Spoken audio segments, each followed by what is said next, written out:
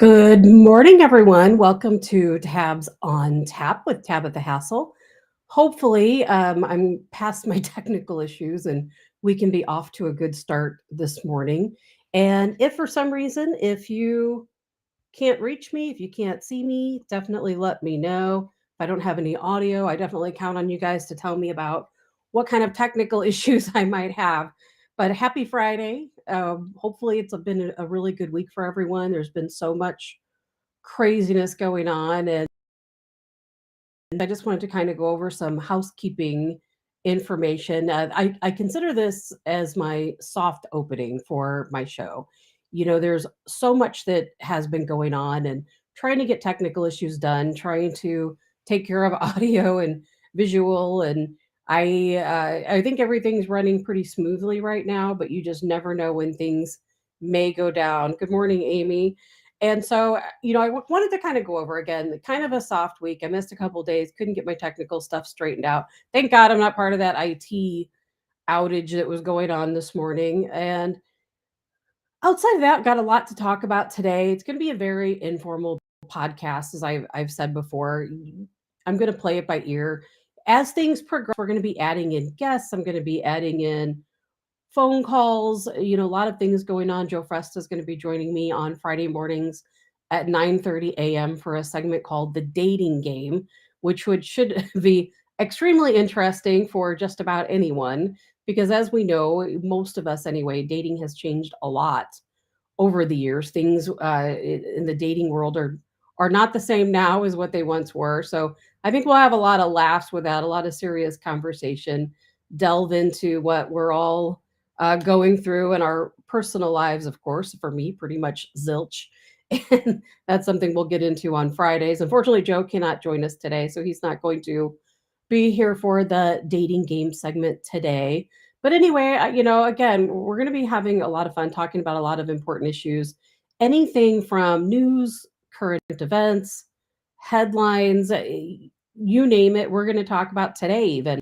We're going to talk about premonitions and dreams. We're going to talk self-sufficiency. I'm going to be talking about homesteading. There's going to be no topic that is off limits. Guests for every different type of topic imaginable, just because, there's so much to talk about. And this is my first time where I can actually be myself, be informal, talk about topics that are important to me that I think are also important to you. So it'll be really fun to get things going. And, as we go, feel free to comment. You can watch the show live on X, formerly Twitter, Facebook. I have two Facebook accounts. You can watch it on both. A Telegram, if you subscribe to my Tabs on Tap Telegram channel, you can watch the show there. Of course, Facebook, for as long as they will continue to allow me. We won't be for very long. I'm going to be setting up on Rumble. Rumble's a little more difficult because they require a different type of live streaming, and I'm kind of taking it a step at a time. I thought, first I'll get audio and visual figured out, which was hard enough as it was, get everything together for the channels that I'm on, and then we'll kind of venture out into Rumble. But I think ultimately Rumble's going to be the primary place to view the show, just because I know some of the things we're going to talk about, some of the things we're going to talk about today. It's really going to affect how many people can see, which platforms we can show the show on. So we'll see how things work out as we continue to move along. But I do have a lot to talk about today. Some of the things I want to talk about, the RNC convention, I have some videos to play. Obviously, we're waking up to a huge IT outage today. We want to talk about premonitions and dreams. I'm not sure if you guys heard about this, but there was an investment error allegedly for DJT stock, which is, of course, Truth Social stock. And it's for more things than Truth Social, but that is its primary investment. We're going to talk about women in Secret Service. That should be interesting. And of course, Biden, as most people know, Biden is expected to drop out of the race today, this weekend. It's going to happen. We're going to talk about that. We're going to talk about JD Vance. I've been really looking into JD Vance, and I'm really curious what everyone thinks. If you guys are on the Vance train, I think most of you probably are. And so far, I really like what I see. We're going to talk about that. There's so many updates to the attempted assassination of Trump. every day we have new news. So we're going to talk about some confirmed news. We're going to talk about some theories. I know a lot of shows don't like to talk about theories or things they can't confirm, but hey, that's what we're here for. We are going to talk about everything until they shut us down and we can no longer talk. And something I want to talk about too. There was some really shocking news, maybe not as shocking to me as to others, about my former co-host, Lizzie Elizabeth Sparks last night. And I definitely want to talk about that too. And I'm going to go easy. I don't believe in kicking someone when they're down, despite how much they kick to begin with. But we're going to definitely get into that story as it was shown on Fox News last night. So, again, so much to talk about. So, I want to start with the IT outage.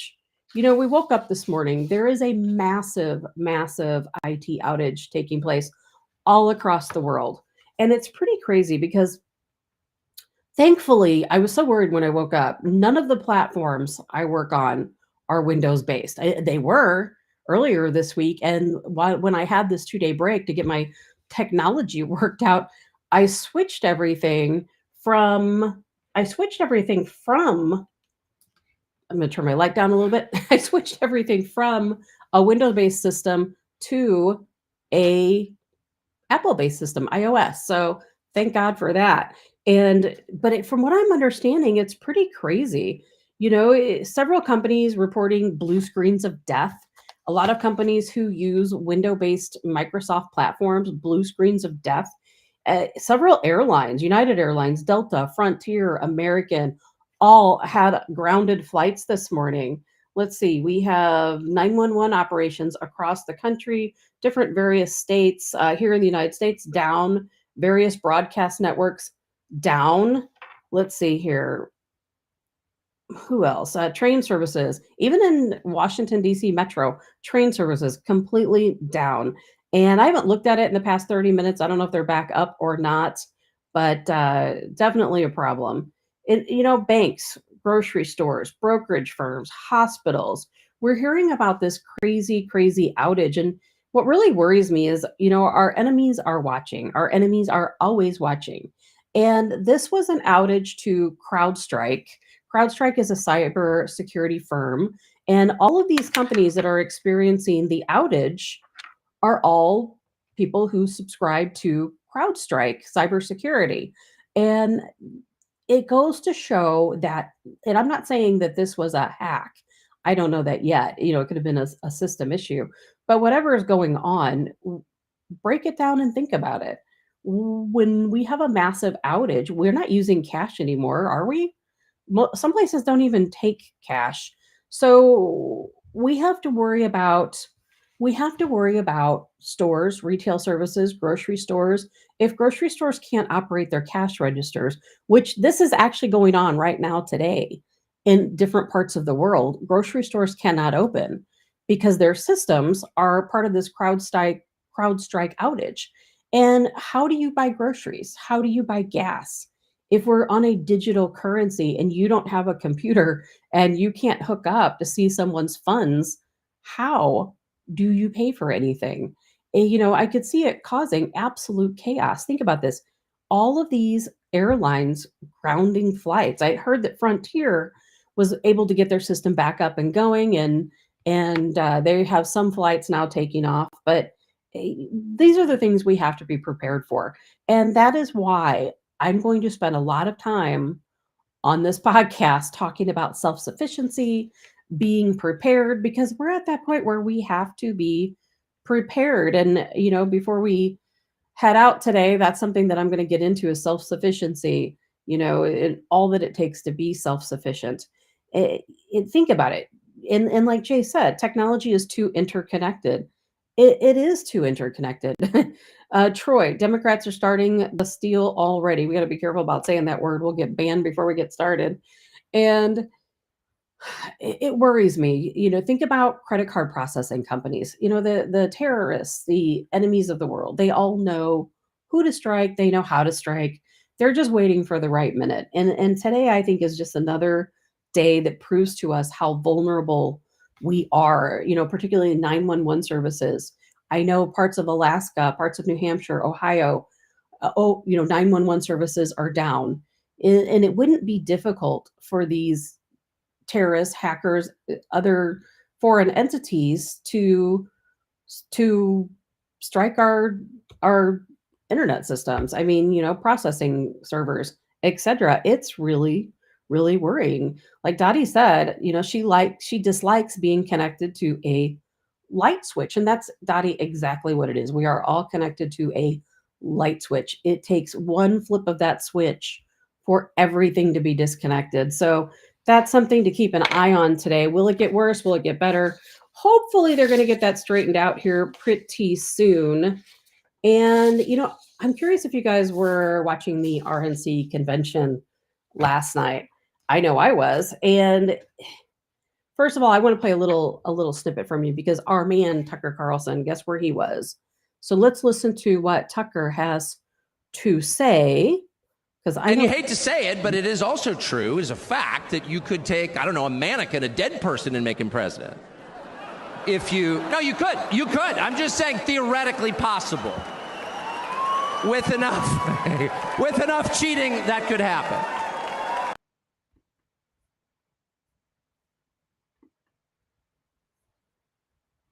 what do you think about that? Wasn't that absolutely amazing? And every single person in that crowd, every single person watching on their televisions knew exactly what he was talking about. I absolutely love Tucker. I can't believe he got up and said what he did. And it was kind of funny because they were panning around the crowd, and some people seemed shocked, like, oh my God, did he really just say that? Other people were cheering him on. It's absolutely true. How did this guy get in the White House? How did he get in the White House? He is like a mannequin. Remember all those old memes about Weekend at Bernie's? That's exactly what we're dealing with. So thank God for him. But some of the highlights, I don't know if you guys saw Eric Trump talk. That was absolutely phenomenal. And then, of course, Trump, always, always, always calling on his faith, very Christian man. He said, by the grace of Almighty God, that is what saved him from being assassinated. And that is absolutely, absolutely correct. Because, I don't know if you guys saw, there's some imagery out there that really goes to show how close he was. And I think we can all agree, when we see the imagery, exactly how close he truly was. I'm going to play this little snippet here, and we're going to see exactly how close he was. I mean, millimeters, millimeters. Let's see if I can get this pulled up here. Take a look what happened.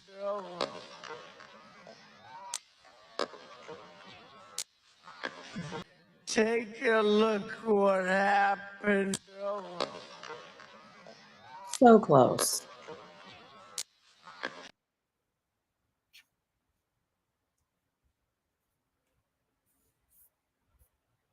So close.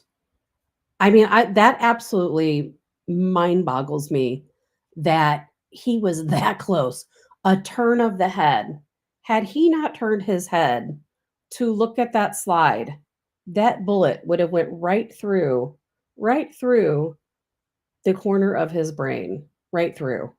And I don't care what anyone says, or whether you believe it or not. To me, that's divine intervention. You could say it's coincidence. Oh, no, that was something far greater. And I'm so glad that Trump rises, and he said the grace of Almighty God. That is why he is here with us today, because this is probably, I'll say this for another show on another day, but a lot of us think that all of this is happening because this is how it's supposed to play out. This is what is supposed to happen. This is part of what leads us towards our future, and not only, of course, as Americans and history, but perhaps the path, or a biblical path, some people might think. So that's something we'll get into today. But think about this. You can say what you want about Donald Trump.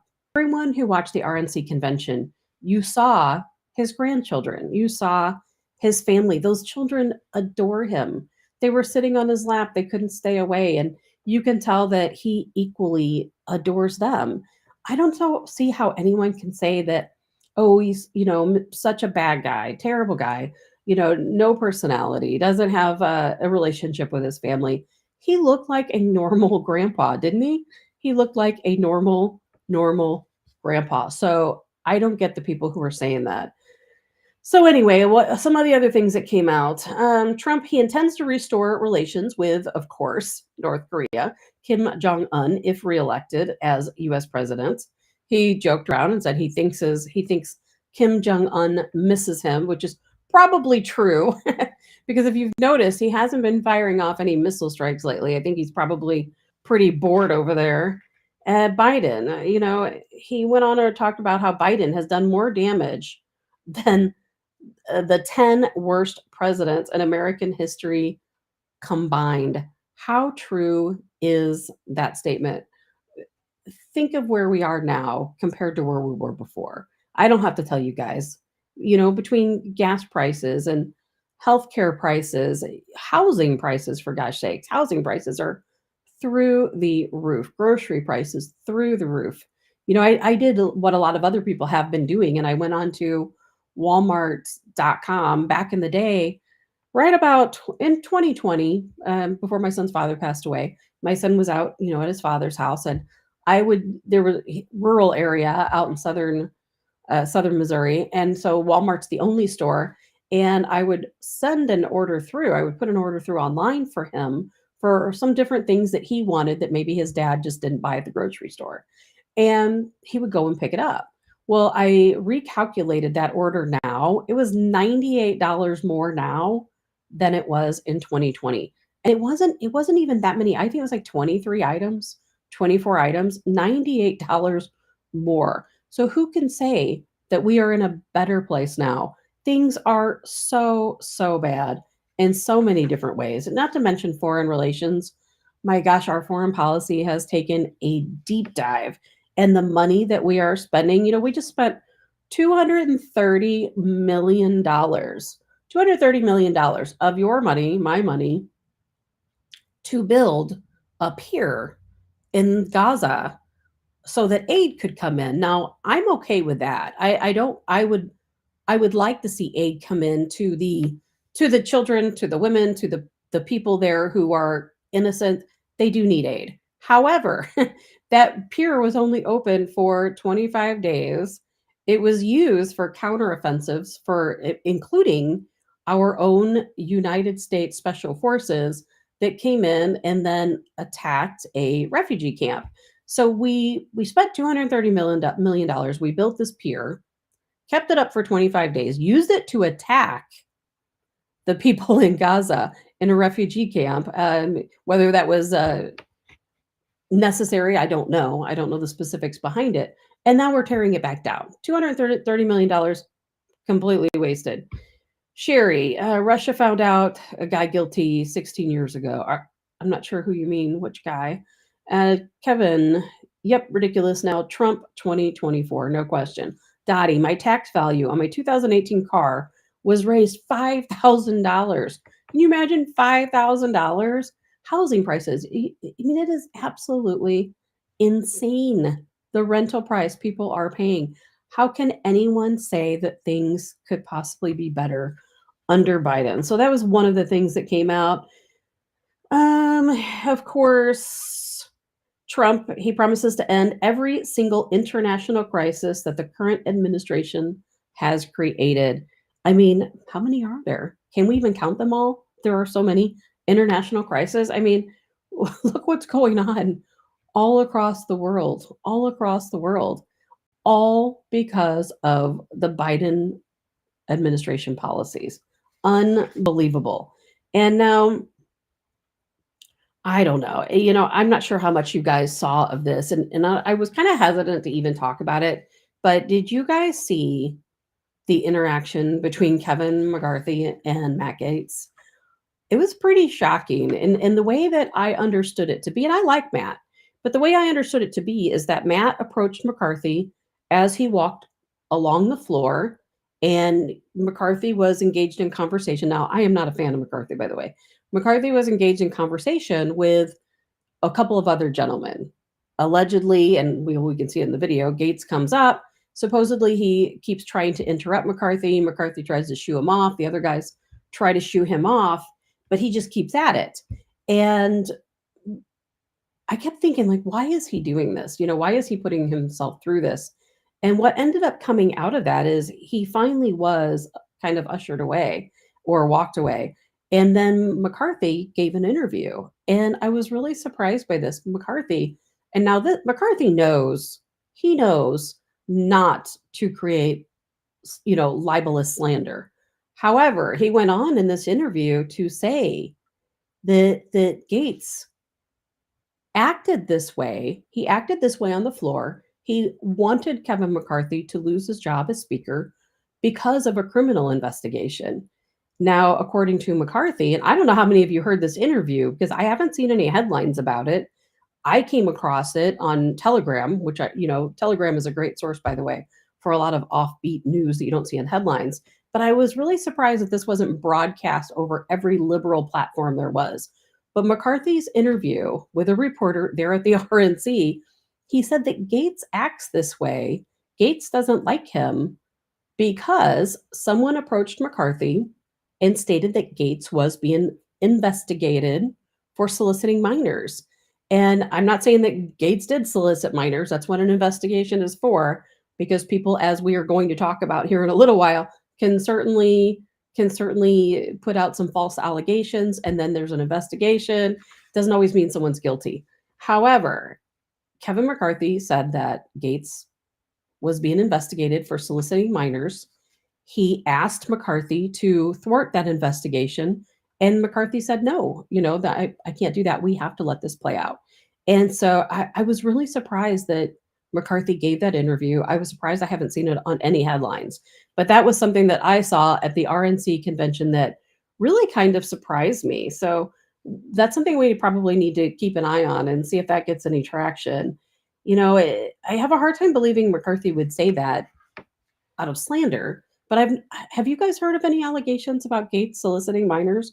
I have never heard anything about this. So that was really, really news to me.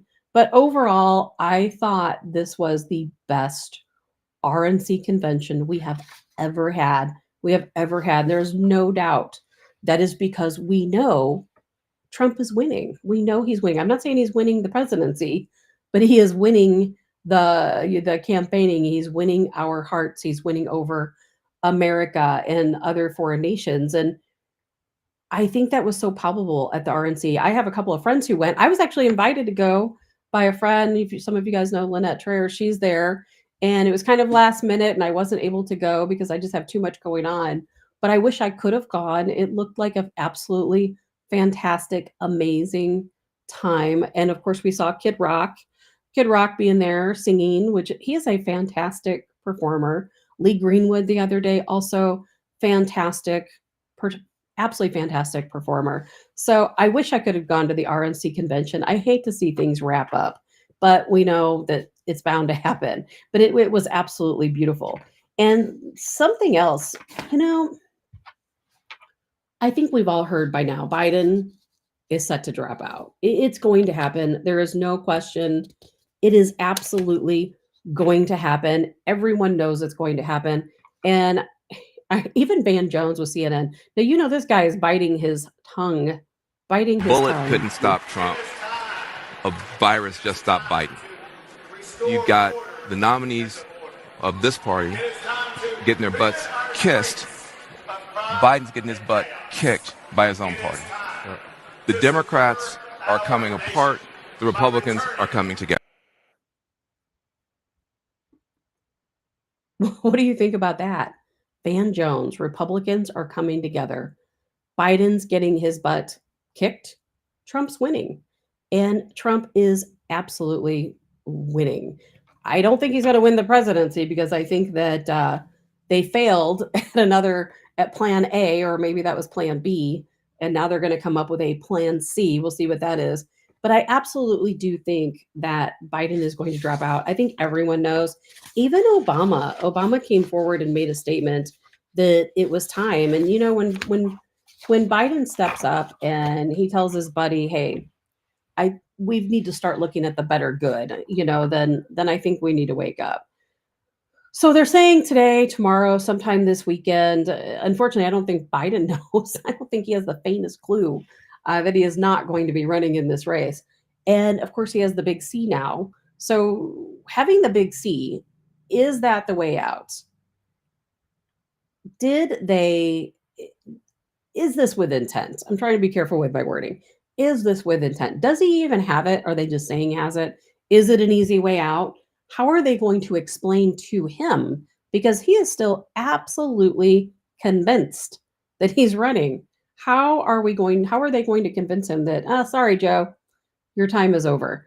So Jay says Democratic bench is so weak it won't matter. Kevin, the Democratic nominee will get every illegal vote. They absolutely will get every illegal vote. There is no question about that. And don't think that illegals will not vote in this election. They absolutely will vote in this election. They're actually trying to open and pave the way for them to vote in local elections. And they're going to use a federal only ballot, which some states already have adopted, Arizona being one of them. They're going to use a federal only ballot, and they are absolutely going to let these people vote for president. Now, what I think the biggest question on all of our mind is who's next? I don't think it's Kamala. Do you? They are never going to let Harris, they'll never let her, she's definitely not going to run for president. I don't think they want her to be vice president. And then people say, well, they have to have her. They're, legally, they have no way around it. They have plenty of ways around it. The DNC is a private organization. They have bylaws, but being a private organization, they are not part of the government. They are not a branch of the government. They can do anything they want to do. And I think we're going to see another instance of that right here.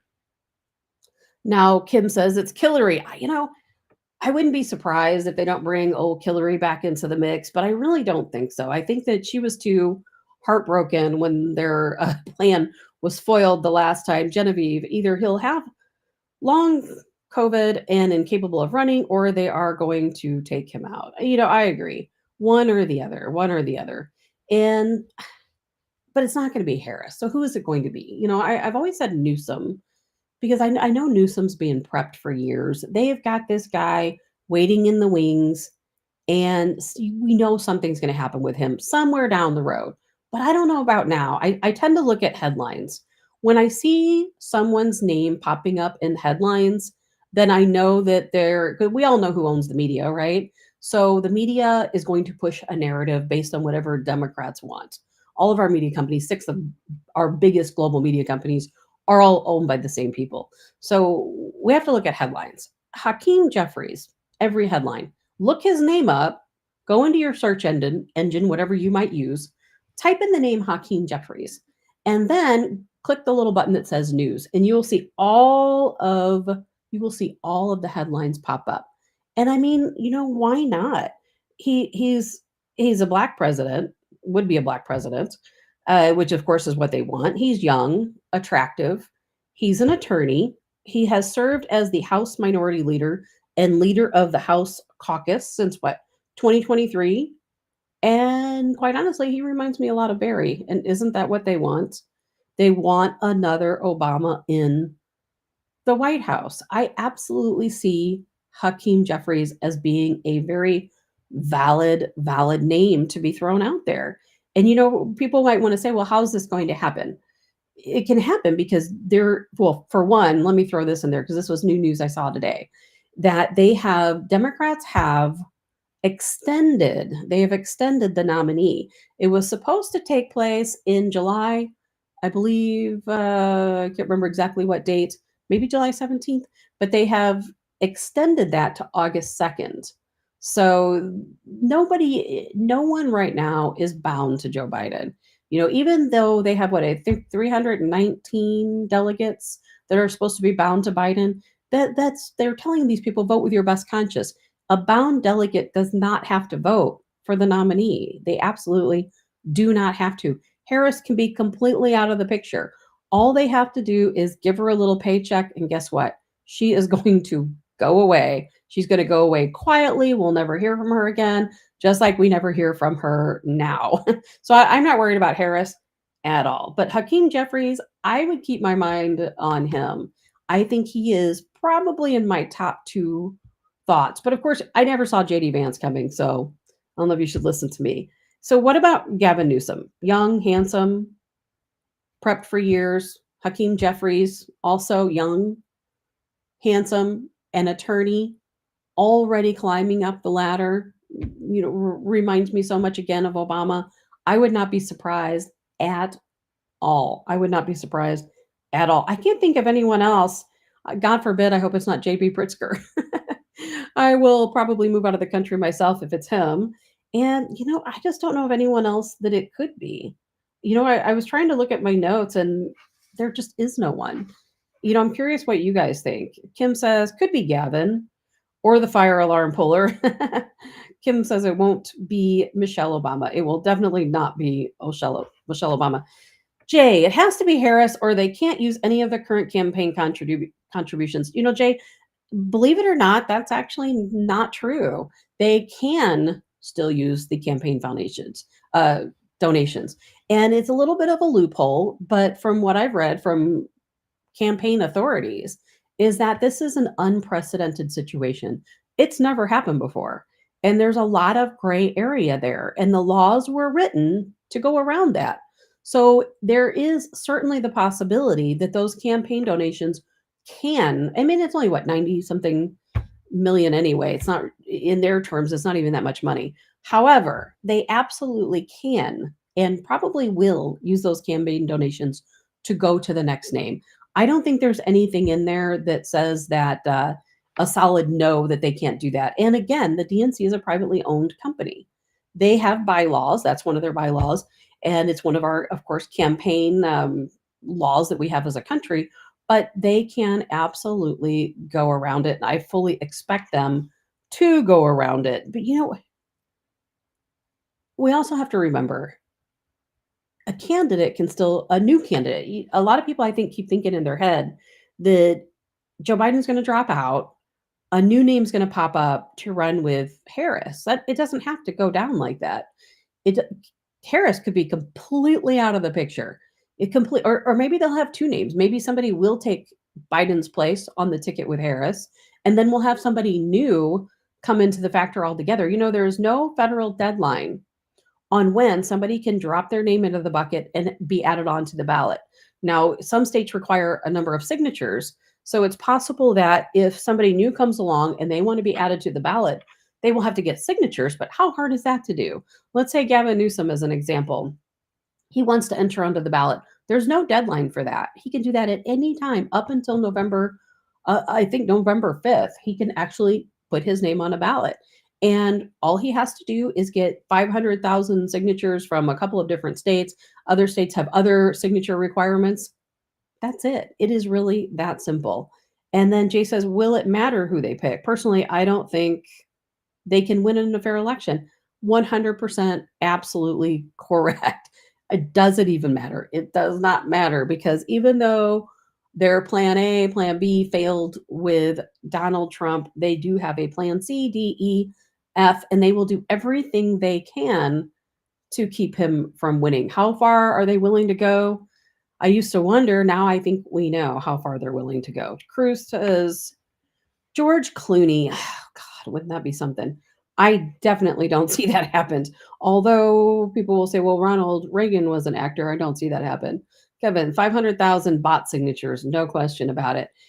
Trust me, they will find a way. Whatever it is part of their plan C, D, E, F, they will find a way. Never think that they won't. They're pretty sneaky about a lot of different things. Bees, I have a hard time talking about this. Talking of being sneaky, I'm not even sure how to talk about this, quite honestly. It hurts my heart, really, to even have to talk about this. Did any of you see Fox 2 News last night? Most of you know, if you know me, I used to be on a show called Cancel This. It was a podcast, and I was a co-host of Vic Faust and Eric Johnson. And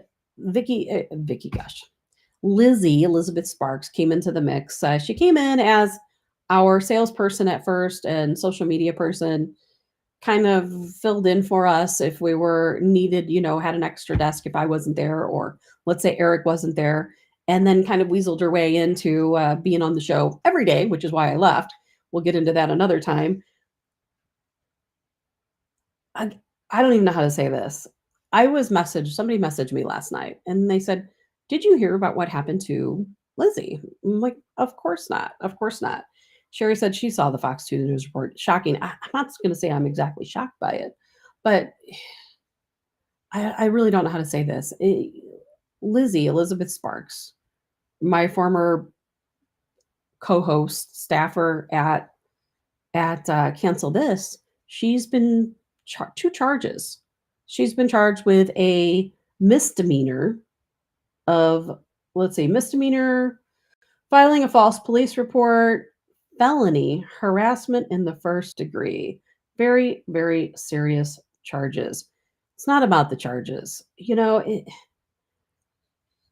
People, I have no idea sometimes how people stoop to these levels. I really don't. Max Calvo, I'm not even really that familiar with Max Calvo. Max Calvo is running for the Senate House, I believe. And apparently, Lizzie's son in law, Justin Hicks, is also a politician. And somehow these two had a run in. I don't really understand the full story between Max Calvo and Justin Hicks. And, I've always believed Justin Hicks to be a nice guy.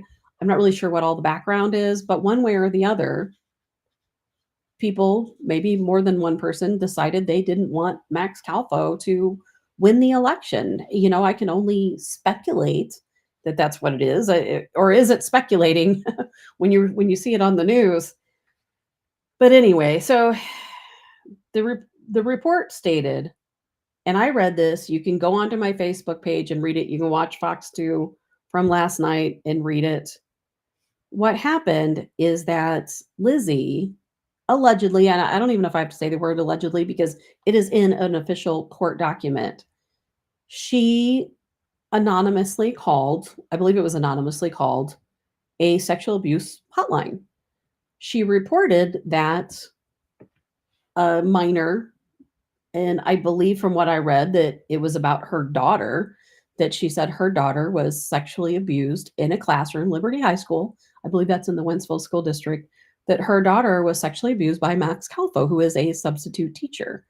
And she stated that he touched her in her private areas, all of them, over the clothing. And it was very serious allegation coming into the sexual abuse hotline. Clearly, an investigation took place. St. Charles County, led this investigation. And during that investigation, they came to the conclusion that, she used her own cell phone, probably not a smart move, Lizzie, used her own cell phone. They traced it back to her. When you call a hotline, they record all of the calls. You shouldn't not call because of that, but they recorded her call. They have her voice. And when confronted, she admitted that she did this to get back at Max Calvo, I'm assuming, so that he could drop out of the race. And police determined in the investigation, you read the documents for yourself, that not only does her daughter not attend Liberty High School, her daughter doesn't even know Max Calvo, never was in his classroom, was never sexually assaulted. And I'm telling you, I'm really upset about it. Lindy Williford. Let me go back up to your comment, Lindy, because I know it is important. Lindy, she made a story up about her own daughter being sexually abused. It's sick. Justin Hicks was Max's former opponent until he dropped out to run for CD3. As you guys can probably tell, I'm floored. It's so hard for me to talk about. When you know someone, and my personal feelings are that I'm not surprised by it. I think Lizzie's capable of doing a lot of things. I think when people have a dark heart, the darkness comes out in different ways. And I didn't really speak out a lot about it, but I knew that eventually she would do something really stupid. So I guess that's where we're at now. So if anyone wants to check this out, you can go back to Fox 2. You can check out the story that was aired last night. My heart is breaking for poor Vic Faust, her, co-host. And I don't know what's going on. I haven't talked to him in months. I have no idea if he knows what was going on, if it was a shock to him, if he just learned last night. I don't know if they're doing a show today. I really don't know. And man, I'm absolutely floored. For anyone who watched Cancel This, I'm sure you're floored too. I can't really say I'm floored that she did this because, and I can say this is not scandal or libelous because it's in a text message. I can prove she did it. But she told me one time that she can and has ruined lives. And to know that this happened really doesn't surprise me because I think when someone feels like they have that power, and that's exactly what she told me, is that she has the power to do that because she has so many followers and so many listeners that if someone stepped towards her the wrong way or did something that she didn't like, she could just ruin them. And it really woke me up at the time to what was going on. And there was a lot more to it that I'm not going to get into, but it is the reason why I left Cancel This. There was other things going on. That was the primary reason why I left. I cannot work with someone who has a dark heart. I just can't do it. And that's exactly what was going on at the time. Lies and manipulation. And that plays out right here. Lies and manipulation. And as Lindy says, why would someone say that unless they've done it before and plan to do it again? Cindy says, I don't believe Vic knew about this. I really like Vic and would like to support him. I really like Vic too. I have no issues with Vic whatsoever. And my heart actually last night was like breaking for him. I was going to reach out. I'm like, I haven't talked to him in a long time, so I didn't. And Sherry says she damn near died when I heard this. Is this why she had to move? I didn't know she moved.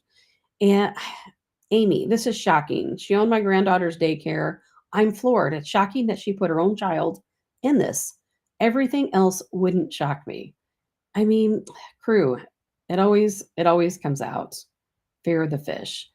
Trust me. And what is the saying? How does the saying go? Everything in the darkness eventually comes to light. And that's exactly what has come here. And people who think they have power, people who think that they can sneak behind and like a little snake and make comments about someone, call a sexual abuse hotline. And her poor daughter, this is going to be a viral news story. You mark my words, a viral news story. This is one of those things you usually hear coming out of Florida. A Florida woman calls a sexual abuse hotline and reports her own daughter as being sexually abused. Usually that comes out of Florida. Here, news of the weird right here in the state of Missouri. And I mean, I'm telling you, it is some crazy, crazy stuff. I don't know what's going to happen to Cancel This. I hope Vic carries on. I hope that he finds a new co-host or carries on solo, one or the other. But man, he's had it tough too. He had that whole deal with the different co-hosts back in the day, and now this, and then his own former news station reporting on it.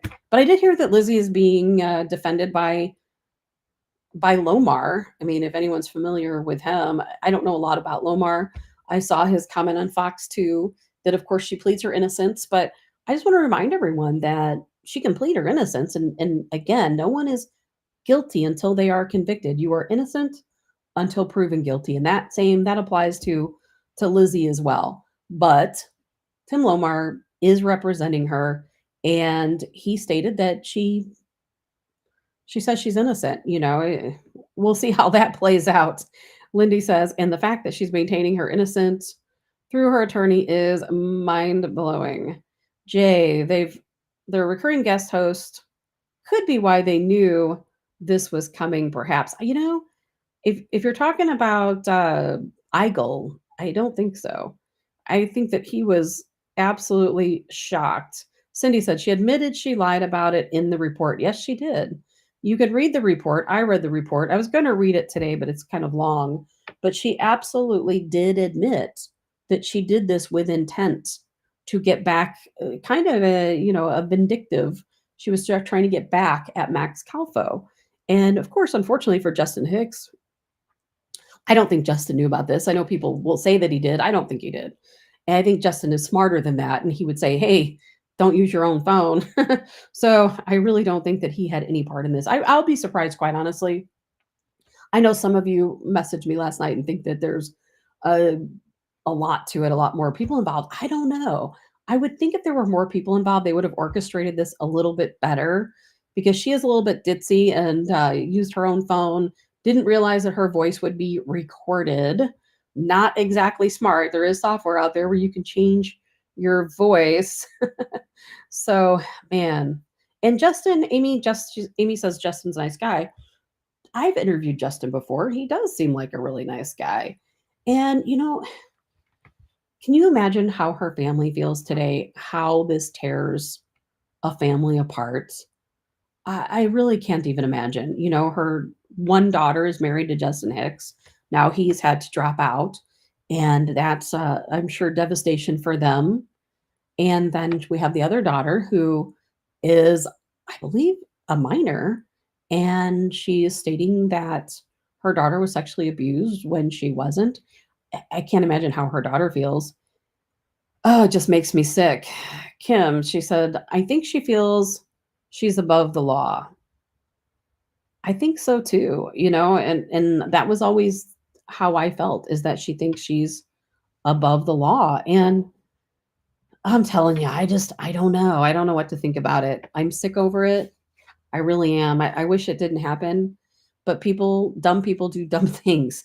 And if you're going to do something like this, man, be smart. Use a burner phone. Use a burner phone. And that's why I don't think there's other people involved. I know there's a lot going on in Missouri politics. And like a lot of other areas, politics can be a little bit crazy. There can be a lot going on in people, getting together and coming up with a plan. As we know, Democrats are very good at it. If this was a plan, if more people involved, then obviously they had no idea what they were doing. If you're going to go out, advice to Lizzie for next time, because there probably will be a next time. If you're going to do something like this, use a burner phone. Don't use your own voice. Change your voice. Don't implicate a school or a family member. I mean, there's so many ways to go around it. Kim says that's the vibe I got from her. How does her husband feel? They did the show together yesterday. I know poor Bob Igle got right in the middle of that. Bob Igle's a fantastic person, by the way, and very good possibility he could be Missouri's next governor. I don't know how her husband feels. Her husband, David, I've met him numerous times. Just seems like a wonderful guy, very nice person. He probably either doesn't know what he's gotten himself into, doesn't know what to do to fix it. Maybe he supports her. And I really don't know what's going on. There are people who are, oh, Bill Eigel, sorry. It's kind of funny, Cindy. When I used to interview Bill, I would call him Bob all the time. And I have absolutely no idea why. I think I used to have a great uncle named Bob that was also called Bill or something along those lines. Anyway, life is crazy, isn't it? Life is just crazy sometimes. Crazy. I don't even know what to think about it anymore. Lindy says, really sad. I have an acquaintance that I have known for over 20 years. She is so hateful with the anti-Trump posts that I have been tempted to post something that would imply that she did something wrong. Her ex-husband thinks she started the fire at their old business to destroy records. That's what I mean. People are crazy. Crazy. You just don't know what a vindictive person might do. Peter George. Vic can't seem to get a break. First off the air rant, and now this. He can't. And so, what? Tara says that Lizzie is live on Cancel This morning by herself, that Vic is not there. How crazy is that? Good morning, Stacy Jones. So you're telling me that right now, as we're talking, Lizzie, the same Elizabeth Sparks in the Fox 2 news last night, making these allegations against Max Calfo, under investigation, charged with felony first-degree harassment, misdemeanor, filing a false police report. Right at this very minute, she is hosting a show over on Cancel This. And trust me, I will not blame you guys at all if you all head over there and look, although you can watch it later. I am really shocked by that. To me, when you've done something like that, you need to be off the air. You have lost your privileges to be on the air. You have lost your privileges to share how you feel about any topic, because anything you say doesn't matter anymore. Does not matter anymore. Crazy. Sheila, if she is hosting Cancel This, Vic is crazy. I don't know. I mean, I understand how Vic thinks, I think, to some degree, and Vic is one of those people who thinks that the show must go on. And Vic is also very naive. He's a lovely person, but he is very naive. And he is the kind of person who will believe anything you tell him. And there's a very good possibility that, I don't know who Megan is, Karen. Somebody said Megan is with her. I don't have the faintest clue who Megan is.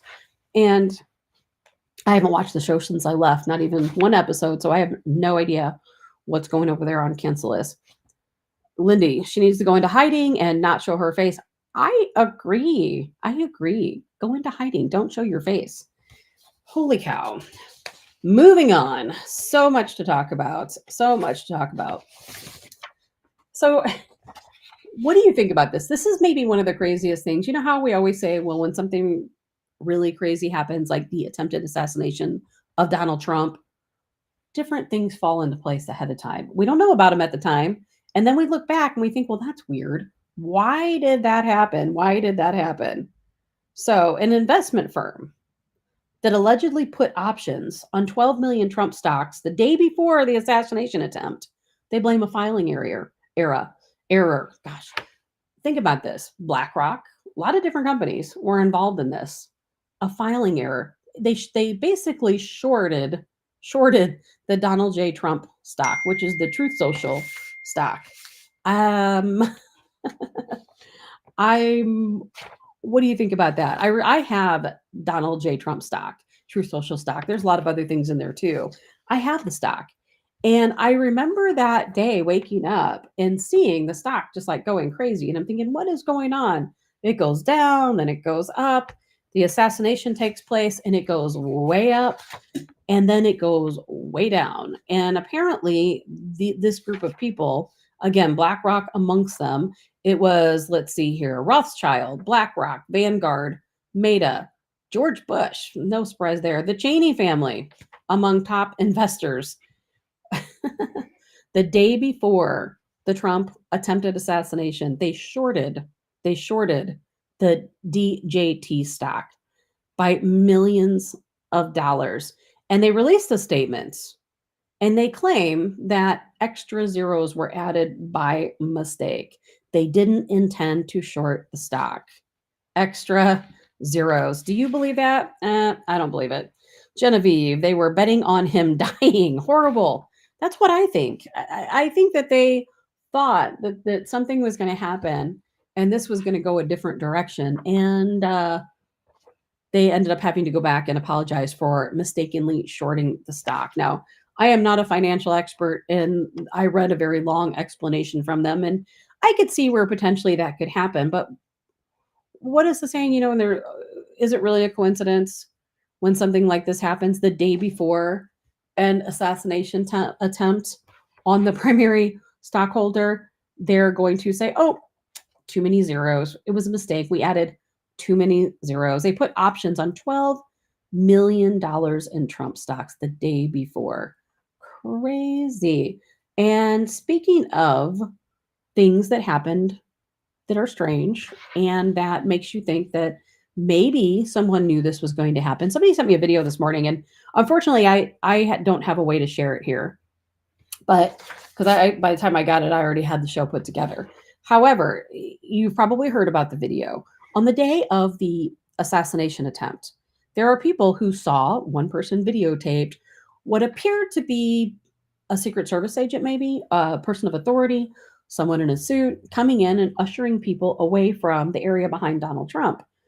Seconds before the shooting, seconds. So I saw the video today, and I saw the man in the suit coming in, asking some people to, "Hey, can you move over to this area?" Something along those lines. He was going to move them to another area. And a lot of people are speculating that perhaps this was planned, that people already knew, and this guy was moving them to a safer area. Maybe they were important people and wanted to get them out of the way. So I was curious if you guys have seen the video, what you think about that. My personal thoughts on that situation are that, I mean, it's possible. I don't really think that's what happened. I work in security, and my personal thoughts is that when your client leaves the stage, because Trump was going to be done speaking soon when he leaves the stage.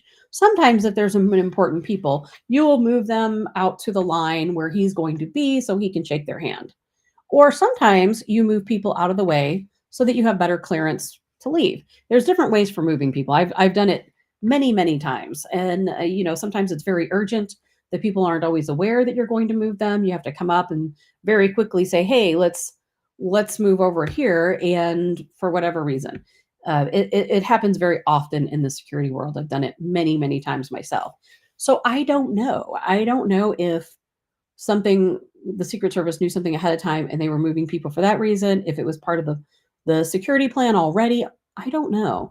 And that's something that, I think we're going to be hearing more about and talking more about, as time moves on, just because there is so much involved. And I don't know if we're ever really going to have all the answers. I think the investigation is never necessarily going to be complete. I don't know. We all know they don't have to tell us the results of an investigation. And it really surprised, well, Democrats, I should say, never surprise me. They should never surprise me. But it kind of shocks me that people are still questioning whether or not Donald Trump was even shot at. Was it even a bullet? Was it something else? Was it glass flying? And did you guys see the interview with Joy Reid from MSNBC? I mean, nothing from MSNBC should surprise us at all. But she is still doubting. She is still doubting. And Tara, I'm going to talk about this lady with her phone behind the Trump at some point, along with a couple other people in the crowd who a lot of people think seem suspicious. But first, I want to hear you to hear what Joy Reid has to say because, man, I am beyond shocked. We still don't know for sure whether Donald Trump was hit by a bullet, whether he was hit by glass fragments, whether he was hit by shrapnel. We don't have those details. We actually have no details from his physician, even though this man is still a Secret Service protected, and presidential candidate. We know almost nothing. Why? Why don't we know that much? We know that 3 people were shot. 1 person, unfortunately, was killed at the rally. We don't know where they were sitting or standing relative to him. We don't know why, for 9 full seconds, Donald Trump was allowed to stand back up during an active shooter situation, even though they, at that point, had said the shooter was down. How would they have known if there were more shooters or not? Nobody knew that there could have been 5 shooters for all they knew. Yet they allowed him to stand up in the middle of that, crisis and pose for a photo and fist pump the air so he could get the iconic photo. And then they allowed him to stand up again outside of the SUV instead of just shoving him into the SUV. That seems really unusual. What is the actual injury to Donald Trump's ear that's under that bandage? Shouldn't we know that by now? It's weird. And there doesn't seem to be a whole lot of curiosity about it, in the sort of media world, my profession. It's weird, right? Where are the FOIAs? Why isn't the New York Times, aggressively pursuing his medical records? It's just weird. Just a strange thing that I've noticed. And I don't know if you guys have noticed it too, but it's weird.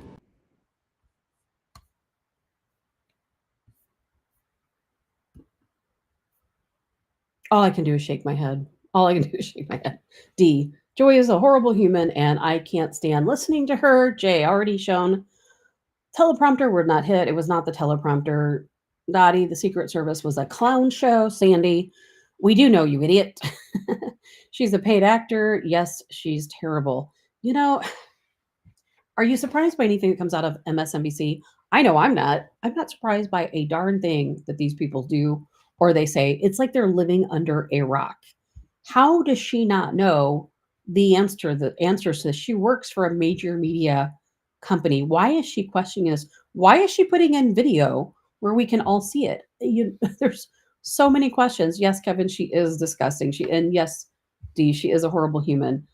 Jay, if you have suffered from Trump derangement syndrome, you may be entitled to compensation. She needs something. I don't know that it's compensation. Maybe a padded room. But where does she get off saying these things? I can understand somebody in the very beginning questioning Was it the shattered glass? Because that, we didn't know all the facts right at the very beginning. What are the injuries at the very beginning? We didn't know, but it was pretty clear. I'm not a medical expert. I could look and I could see Trump rub his ear. I could tell that his ear seemed to be bleeding in a little spot. I didn't see any other blood on him. It was pretty obvious to me. We've since known that obviously there was a shooter. It was a bullet. Bullets were fired. Monica, she does ask legit questions about how Secret Service acted, and that's about it. I agree. We're all questioning the Secret Service right now, aren't we? We're all questioning them, and there's been so much new news that has come out. Every day there's something new. We find out that the shooter, Crooks, I'm not going to say his whole name, that his parents realized that day that their weapon and their son was missing. They left their home, they went out to look for him, and they couldn't find him. And they didn't call police, but then after the shooting took place, they did call police. I mean, something was going on. There was something going on. Now we find out yesterday that Crooks had 3 foreign encrypted accounts on a platform called Stream. It's a gaming platform, 3 encrypted accounts. And now they're wondering, was he exchanging messages with terrorists? It's certainly a possibility. You go into these streaming platforms, and if you're going to encrypt your account, maybe it's because you're talking to people you shouldn't be talking about. We know that there were threats from Iran against Donald Trump that day. And unfortunately, Secret Service did not take the proper precautions because of that. And why, we may never know. But we have to look at the big picture here. Were they possibly involved? Was this, how many times has it happened? And Robert Peterball sent me some videos last night and some information about how the FBI MK Ultra trains lone assassins.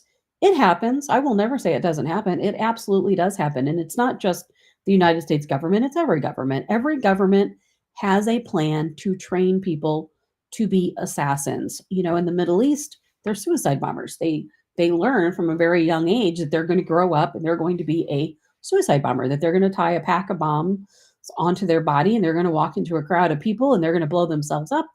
And then they're going to go up to heaven because they are now a martyr. And that is not how the Muslim religion works, but that is what they teach these people. And that's why exactly why they do it. It happens here in the United States too. We absolutely do have situations where we have people who are trained by the government. We have people who are trained by other entities to become an assassin. It's all part of the plan. Our government sees it as a national security. They're protecting their interests. And we know, or most of us should know, that there are times when we have to use these people to serve what they consider to be the greater good.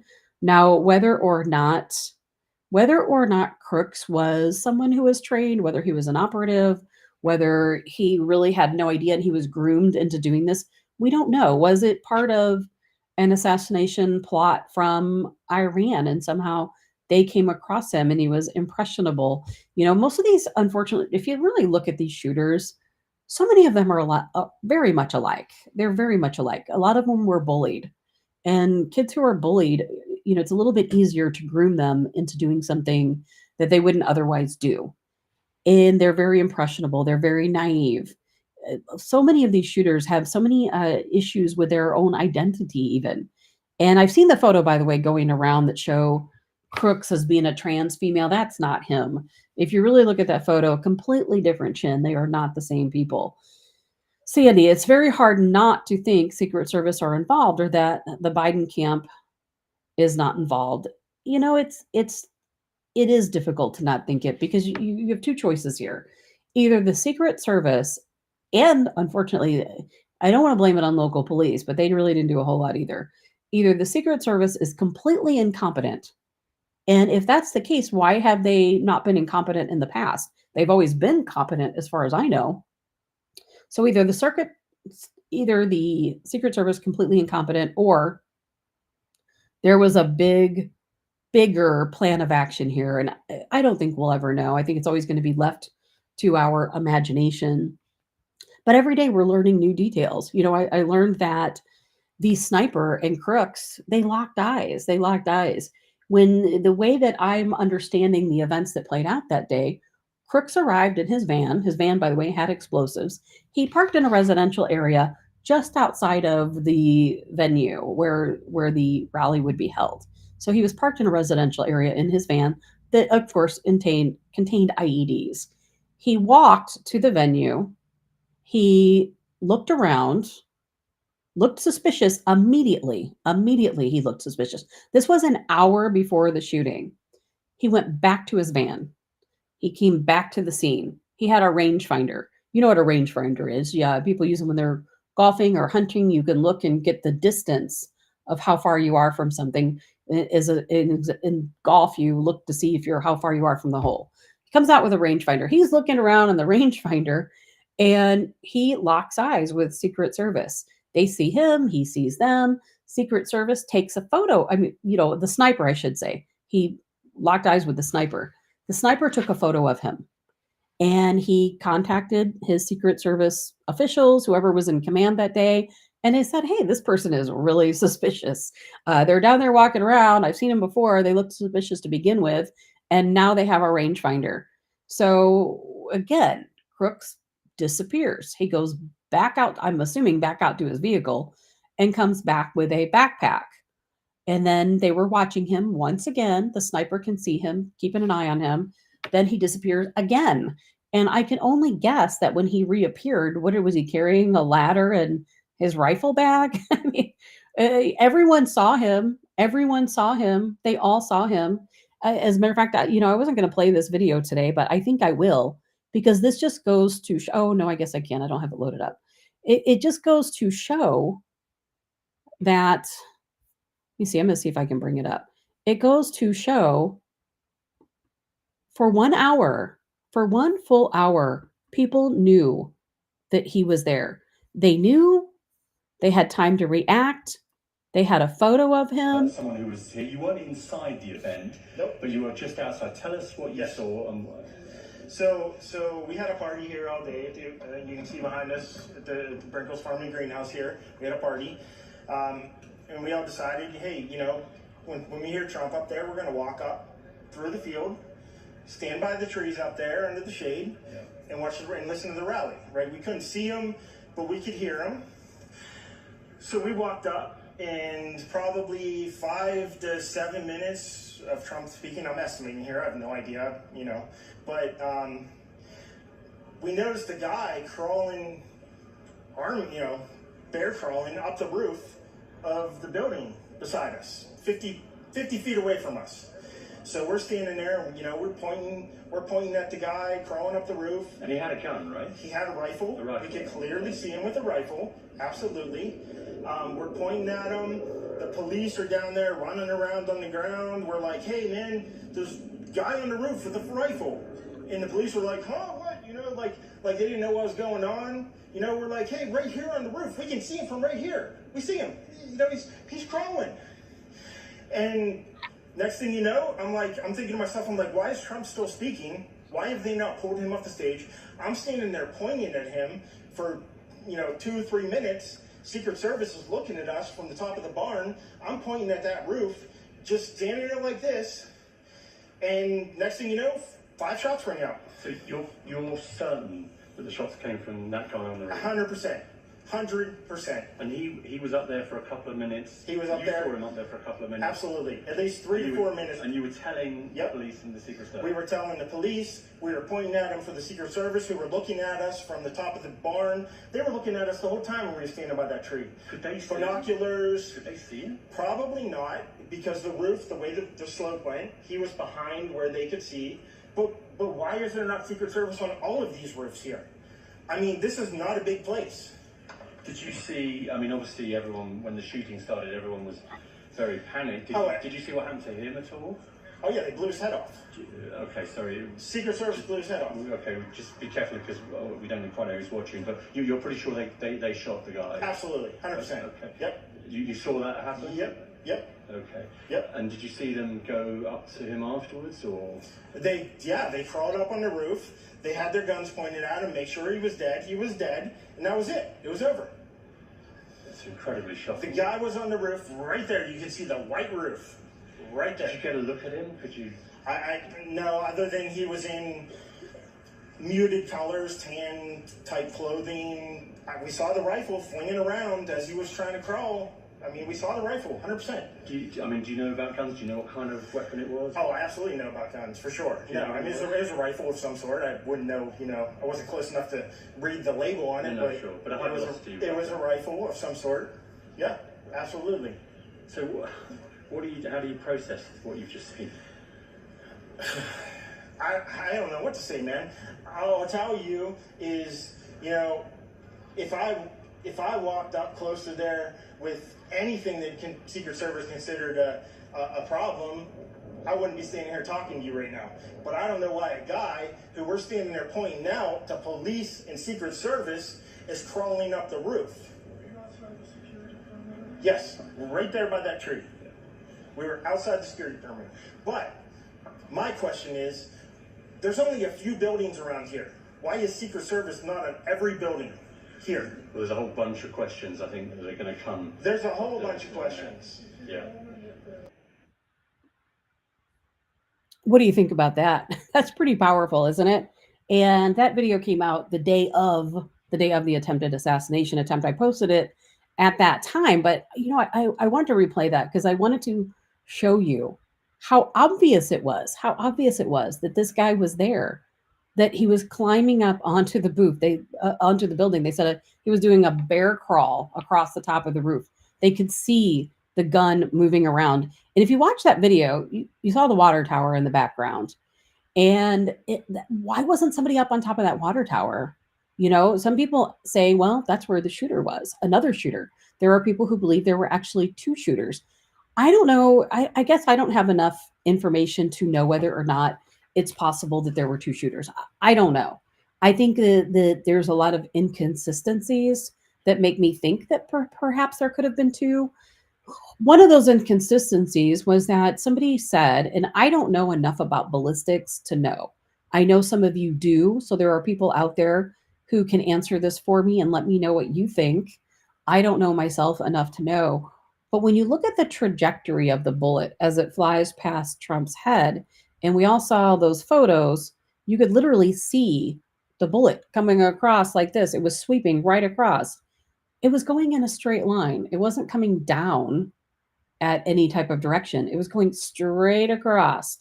Does that mean that the shooter couldn't have been at an elevated level if the bullet wasn't coming down?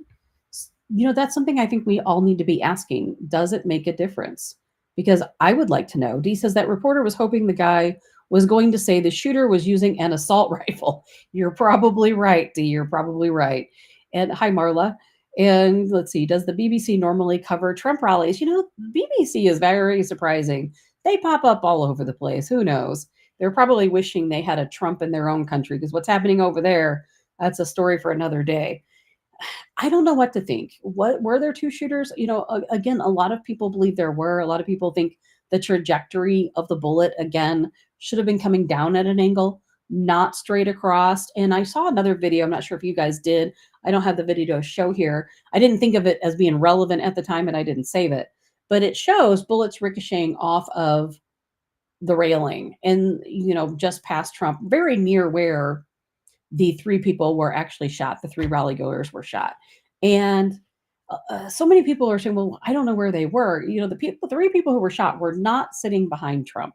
Where we look at when we see that video, they were not sitting in that section. These people were sitting in the section straight back from the stage. So if Donald Trump was speaking here, we can see him. These people were over here to it would be his left. And they were sitting very near the end, where when he left the stage, he would have walked right through that area. So when we see that, you can see kind of a poof, poof, poof off in that at the railing down there. And now some people say, well, that's another shooter. That was the poof from another weapon. And I don't think so. I think that was the bullets that missed him, because there were several shots fired. Obviously 3 hit people in the stands, and I think a couple bounced off that railing, and that's what we were seeing. But I am very curious about that angle, and if that angle means something. Dan Bongino the other day, he reported that law enforcement relayed the message to Secret Service, and that potentially an hour prior to the actual shooting, local police were watching. They saw what was going on. The sniper saw what was going on. Local police reported to Secret Service that they saw this guy acting suspiciously, and that Secret Service did nothing. Now, Secret Service, they turned around, and their retort was that that's not true, that local law enforcement never let them know. I don't believe Secret Service, quite honestly. I don't. I think that they absolutely did know why they didn't do anything, why they didn't act. I don't know if it was incompetence or a bigger master plan. Again, I don't know if we'll ever know, but something very strange was going on. And Fox National reported yesterday that the photo we see the photo of the snipers on the roof in position, and oh, these are the guys who spotter and the sniper that took out the shooter. Well, now we find out that's not true. That those two people, now this isn't me reporting this is Fox that is reporting this. And Fox National has said that these are not the actual snipers. So why did the Secret Service, I'm assuming it was the Secret Service, I don't know who released the photo, but why is this photo being circulated so widely in the media of two guys who were not the spotter and who were not the shooter? I don't know. I've played the videos over and over. I've tried to look. I don't know. There's so much to unfold. I think there's so much more information we're going to find out if we don't have another distraction to take us away from that. And Dottie, notice none of our MSM interviewed him. True. Kevin Joseph, Kim Cheeto needs to resign. This was unacceptable. No question about it. Darlene Summer, what about CNN live streaming their first Trump rally and they just happen to have high-speed cameras with them? Imagine that. And a lot of people actually sent me messages, and I saw on social media, a lot of people couldn't even watch the RNC convention last night. For some reason, a lot of people's internet was down, or certain channels had a blackout. I don't know if was that pre-planned, was that just part of some type of outage? Maybe the CrowdStrike outage started a little early. I don't know. But numerous people said they tuned into NBC, ABC, CNN, I think C-SPAN, a couple of other channels, and could not pick up anything. Everything was completely blacked out. So that I think was pretty wild too. There's just so much to it. I've been trying to keep an eye on all of the breaking news, things coming out. People, I pay more attention really to the videos people send me. If you have any videos, if you're, question anything, always feel free to send it to me. You can email me at Tabitha, Tabitha, at Tabitha Hassell, HASSELL.com. And I will be happy to look at any of those videos, any information you come across. And I've gotten a lot of videos from people showing suspicious folks in the crowd. And there were many. There were many. We have the guy who I think of him as the Mad Hatter. I know people have named his name. I don't know his name. He's wearing the hat. He's got the fuzzy hair. People say they see him at every Trump rally. And again, he didn't flinch. He, raised a lot of suspicion in the beginning. My personal thoughts on that guy, I just think he's a Trump supporter and he goes to every rally. I don't think there's anything suspicious about the guy at all. I don't think he was part of any master plan. That's just my opinion. Then we have the female who, if you saw the video, and I should have saved it and shared it today. I probably would get kicked off of live streaming if I did. But there's a video of a woman sitting directly behind where Trump is standing. And you see her sitting there, and she has her big sign up. She nods. And then as soon as she nods, the shots are fired.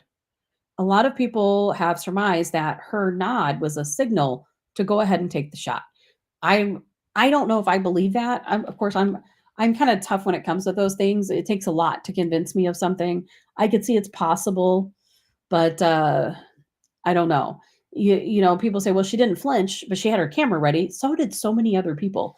If you look at the video behind him, now the video of her, it's just her. You're not looking at the other people. Look at the wider video and look at when the shots were fired. I think a lot of people at first didn't know what it was. They didn't know they were shots. They thought maybe it was, who knows what they might have thought, fire. A lot of people said fireworks. I think if you're in that crowd, you're kind of probably on the edge anyway, because something could happen. What they may have planned. At least that's how I would be thinking. I would be just waiting for something crazy to happen. But I think a lot of people were really taken by surprise. And, your brain is probably moving 1,000 times a minute. And a lot of people, which it's a sign of the times, a lot of people did not flinch. You would think that these people would be hitting the deck and worried about their lives, that they're going to get shot. Didn't happen. So many of these people actually took their cameras out. People who didn't already have cameras took their cameras out, and they all started videoing. Of course, it's great to capture a moment of history. Or aren't you worried about your own life? I mean, is it really more important to have a viral video?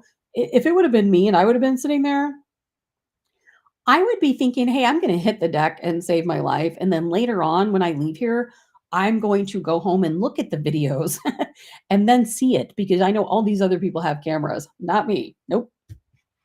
But that's kind of a sign of the times, is that people take out their cameras. We've seen it time and time and time again, where people, it's just a different society we live in now. And someone said here on the comment line that they did see her and she did look suspicious. Kevin, I saw that, Tabitha. Then she continued to record. I would have hit the deck. We knew this was a strong possibility with the deep state. No question about it. And like Amy said, Trump was right. No one ran. No one ran. No one got up and did a darn thing. And it's hard for us to put ourselves in those positions to know what we would have done. I don't know what I would have done. I know I wouldn't have taken my camera out and started recording. That's for sure. So a lot of these people who look suspicious, I don't know. I've been saying that a lot when it comes to this. I don't know, because there's so many other ways around it. But something that I did definitely want to touch base on was women in the Secret Service. We know that Microsoft recently laid off some folks because of DEI, right? Their DEI team. I have that here somewhere, who knows where. And so let's see, what did Microsoft say? Microsoft laid off a diversity, equity, and inclusion DEI team this year. This was recently, with a team leader sending an email saying the initiatives were no longer needed. I'm bringing this up because I have seen some of the memes are really funny. They really are. But I've seen so many people come after these women, these female Secret Service agents, and talking about, oh, those are the DEI hires, and those are the people because they have to have X number of women, in the Secret Service or in law enforcement. And part of me gets really upset when I see that, and part of me understands. The memes are funny. I think, I feel like a combination of things happened that day. One is that, again, these people have never been in this type of situation, at least not as far as in the Secret Service realm. Maybe some of them were in law enforcement before and were in different kind of situations. But here you are, you're protecting the potential president of the United States, a former president, to some of us, a current president. And all of a sudden you hear shots ring out. Your job is to protect this man literally with your life. That's your job, is that you surround him, you protect him, you get him out of there. His life is your number one priority.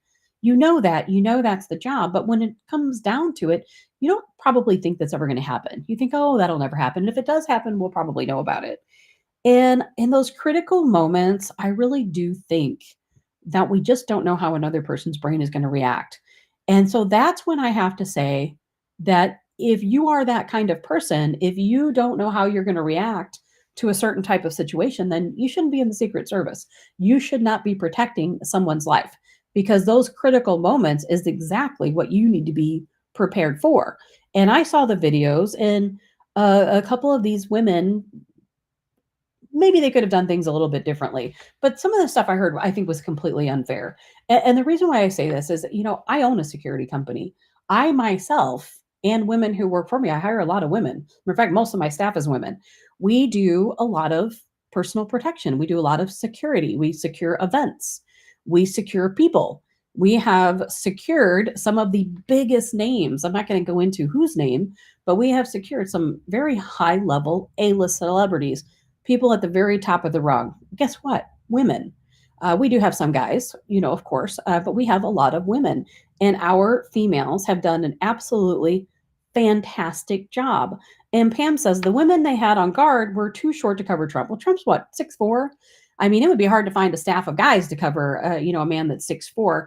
And when you're in security, your goal is not to be taller than your client. That's not necessarily part of it. Secret Service, they work in a team. The security type of work I do, we work in teams.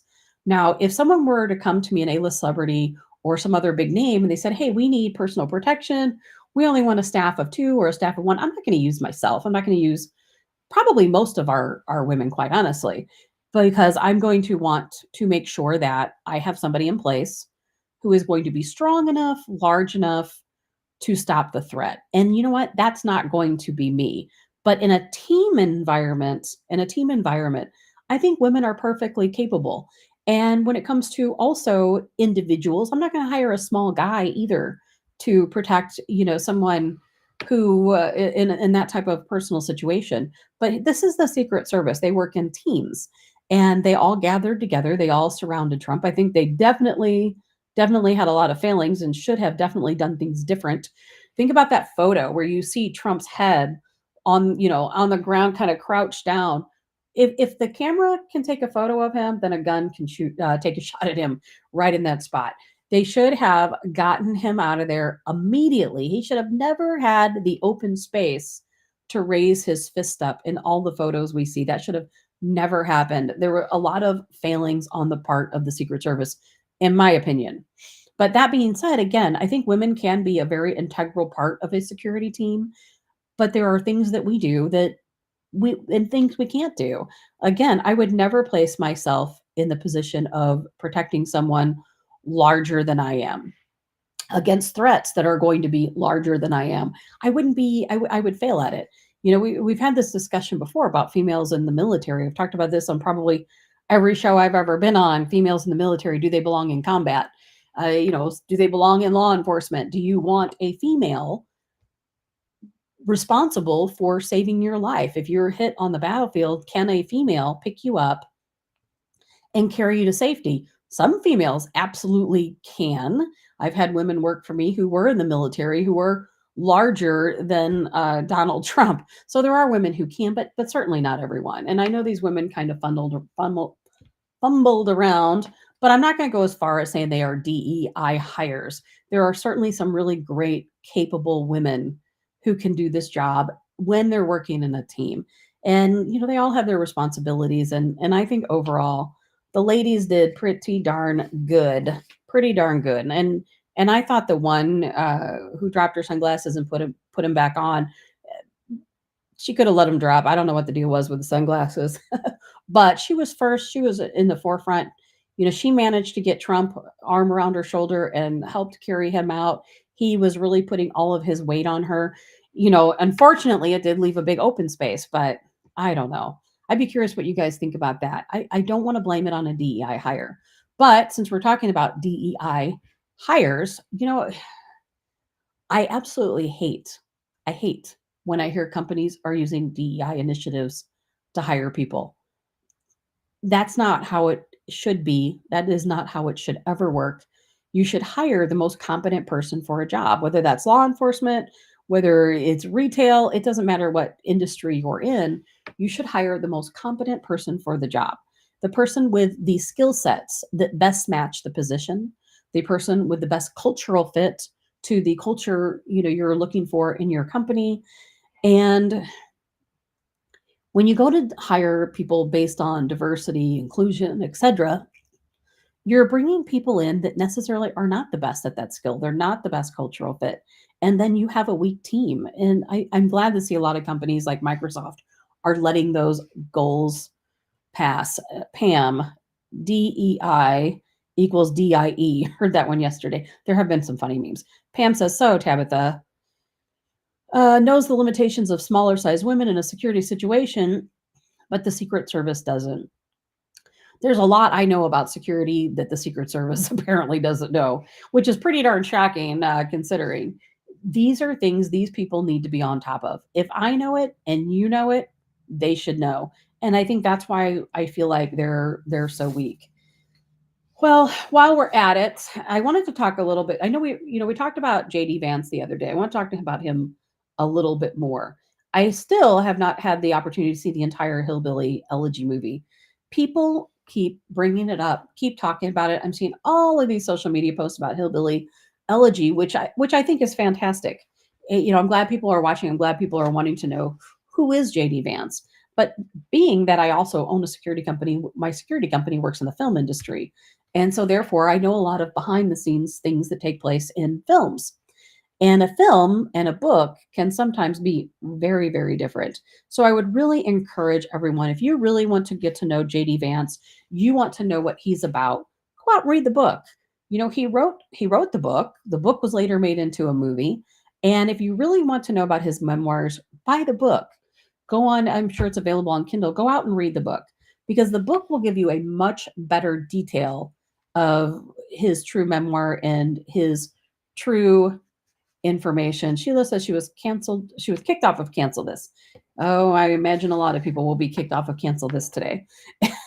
But anyway, about JD Vance, go out and read the book. Read what he wrote. Read his words. There was a film I worked on not too long ago. I'm not going to get into which film it was, but in the movie, it was a faith-based film. One of the female characters played an alcoholic, and really it added a lot of drama to the movie.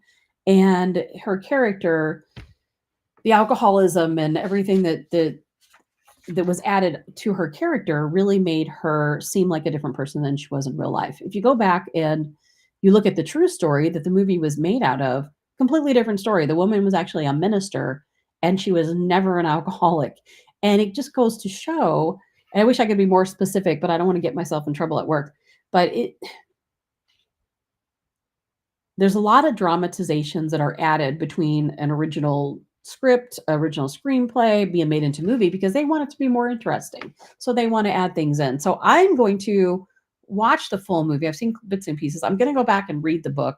I would be very curious to see what the differences are. But overall, JD Vance seems like a really good person. He really does. And people want to say, well, what about his comments about Trump being Hitler or being an a-hole? Quite honestly, that's something he said. I think that can go two ways. One is that it shows me that JD Vance as a person has done what a lot of other people have done. At the very beginning, they were very critical. Who's Donald Trump? Why does Donald Trump want to be our president? This guy is loud, he can be obnoxious, he's sending out all these tweets, sounds like Hitler to me. And then all of a sudden, Donald Trump is in office. You get a chance to see his policies, you see the changes he's making in this country, and then all of a sudden you love the man. That has happened so many times. And I love that JD Vance feels comfortable enough to say that that's what happened to him. He wasn't sure at first. He didn't trust it. He didn't like Trump, the original, persona that he saw. He thought it seemed like Hitler. I mean, I don't like those words, but it is what it is. And he since evolved and he emulated himself to be more like Trump, which I really like. He is very admitted and very open about how he did feel compared to how he feels now.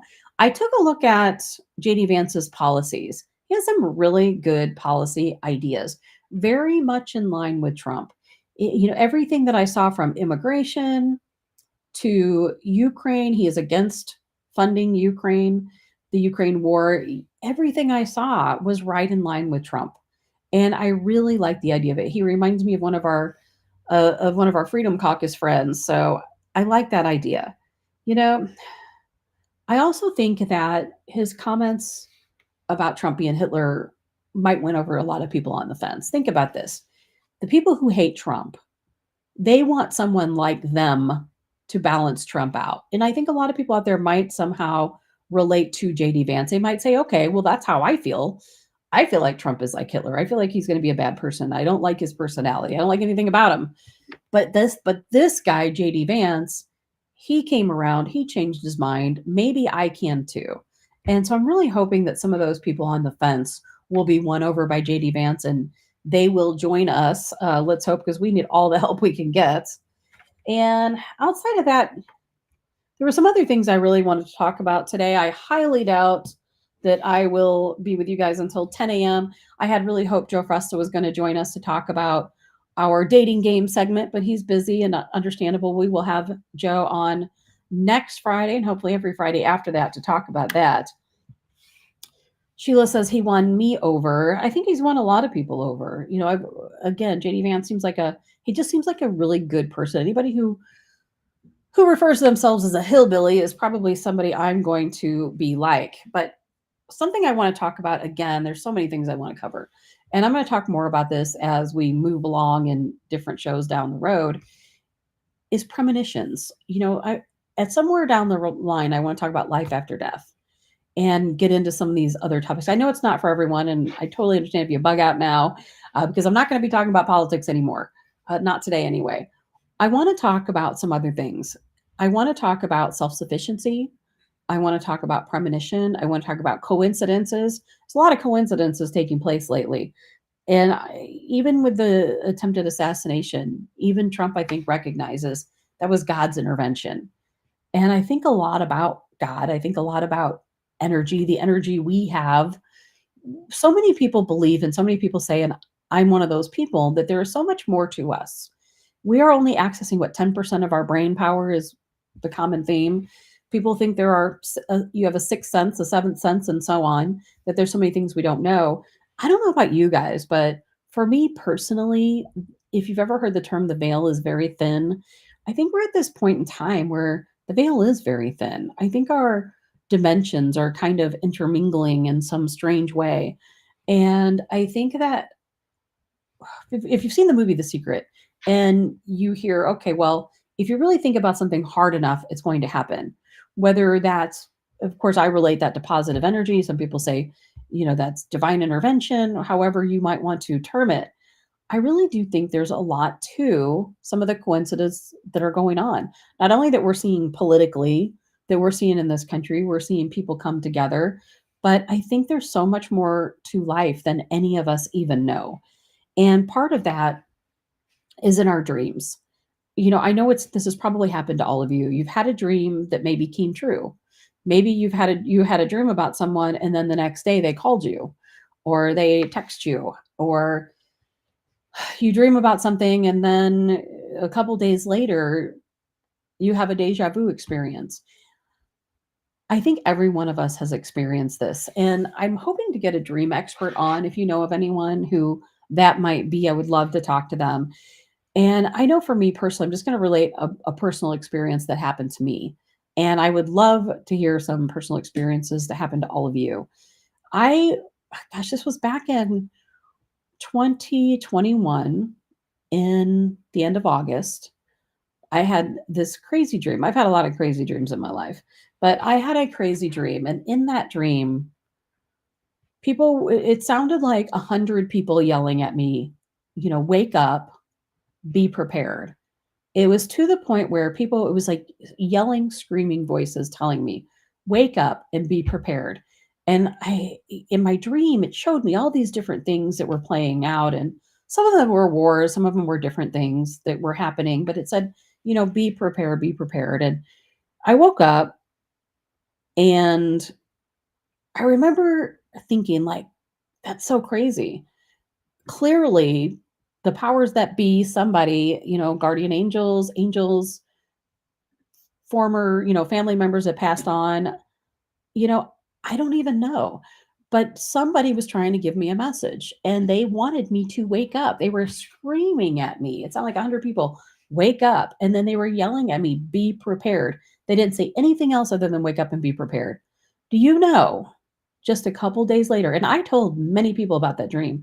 I even came onto Facebook and made a post about that dream because it freaked me out so bad. Because I kept thinking, like, what are we being prepared for? What's going on? What's going to happen? It was that obvious. A couple days later, my son's father came down with COVID. And 2 days after that, he had 4 massive heart attacks. 2 days after that, he passed away. And it was probably one of the most difficult things I've been through at that point in my life. Now, of course, little did I know I had a lot more to be prepared for after that. But I will always believe that whoever came to me in my dream was trying to prepare me. These spirits or energies or angels, I don't know. They were trying to tell me to wake up and be prepared because something was getting ready to happen. They knew what was going to take place. Little did I know what more they knew. And then it made me start thinking that many years ago, my son is 34. I'm really old. Um, when he was a young child, his father's sister, her name was Paula, she came to me one day and she said, I had a dream. And she goes, I had a dream that Zachary, my son's name is Zachary, that he would have a really sad life, that some really bad things were going to happen to him. And she was really upset about it. And I remember reeling at the time thinking, oh my gosh, like what's going to happen? I hope he doesn't have a sad life. Like what's going to happen to cause all this to go down? And she was so adamant about this dream. And, Paula passed away just a little while after that. And, my son's grandma passed away, at a very young age. And I thought, gosh, all this crazy stuff is happening. And then to know his father passed away, at such an untimely time, something he was healthy, something we would have never thought would happen. And it made me look back at these dreams and think, I think there's more to dreams than what we think about. I think that I would like to know, is it part of another realm, another dimension? How are people accessing us? How are they talking to us in our dreams? How are they telling us? Why are they telling us? But I will always believe that she had that dream, and that dream, someone did tell her what was going to happen. She was very upset about it. And, my son, I think, has a good life, but it was very hard for him when his father passed away. And little did I know in my preparation, not, a year later, 1 year, almost nearly to the day after my son's father passed away, my brother passed away. And I wasn't prepared. You're never prepared for that. But I really want to look and do a deep dive into dreams and how they play out. I'd be very curious to know if any of you have had any of these types of dreams. And if you did, I hope you email me, because I would really like to have you come on and talk to me about it at some point. I hope to have other people talk. I think not enough people talk about this stuff, and I would really like to know. Let's see. Sandy says, absolutely. Would love an expert to talk about this. Genevieve, I think we'd all be more in tune if they didn't change the radio frequencies 50 years ago. I believe that's true, Genevieve. I don't really know a lot about radio frequencies. I'm learning. It's something I'm learning. But from what I understand, they did, like you said, 50 years ago, change radio frequencies. If you want to comment and tell me exactly why, I'm just kind of learning about the situation that when they changed the radio frequencies, it shut down the part of us that's able to communicate, and the side of us that might be open more to premonitions and different types of things. But I think we've all had these dreams, and we've all had premonitions and things that have happened to us that we don't understand. And I can't tell you how many times, it's been so many times where I'll be thinking about someone, and all of a sudden I pick up the phone and they're there, or I'm thinking about someone and they call me, or times when I'm really deep in thought and I don't even realize it, and the light next to me buzzes and flashes. There is some type of energy connection that we have with another realm. I don't understand it. I'm hoping to. Robert says, not just radio, but music in general, music frequencies. Absolutely. I mean, have you ever heard someone sing in what they call the God frequency? I mean, it gives you chills. It goes to show how frequencies affect our bodies. It gives you chills. And a lot of times, famous singers, people who become famous for singing, have the capability of hitting notes that cause that same chilling sensation in your body. And there has to be more to that. I don't know enough about it. I'm hoping to learn. It's a learning. This show is going to be a learning experience for me as much as it is for anyone else. And again, I want the podcast to be very informal, and I want us to be able to talk and share notes and read comments and deep dive into these things a little bit better. But I really had these premonitions on my mind. It just seems like there's so much going on right now in the world. We have all these crazy weather patterns. We have crazy news stories. This bullet just barely missing Donald Trump. How can you say it's not divine intervention? And then if Trump has divine intervention in his life, don't we also? How many moments have we been saved that maybe we don't even know about? Maybe we were going through an intersection and we would have been hit by a car had we, not had divine intervention. And some people, I think, have a little bit of divine intervention that's a little bit closer, and they do realize it. And some, maybe we have no idea. I think it's something we all need to explore. Sandy says, yes, it happens to me all the time. With my stepdaughter, I'll get this feeling that I need to call her and she's having a horrible day and will say to me, how did you know I needed you? Marla, everything is frequency. Everything is frequency. There, if you guys remember Kasha Staki, she had this little thing that was called a Healy. You can wear the Healy, and depending on what your ailment is, you put that into the Healy, and the Healy gives off a certain frequency, and that frequency can heal pretty much anything. We'll have Kasha back on to talk about frequencies and the Healy another time, but I absolutely think there is something to that. I think there is so much to everything, spirit wise, the spirit realm. How intertwined is the spirit realm with our daily lives? Is that part of their premonition? Is it something totally separate? Robert, health is all about parasites, no question about that.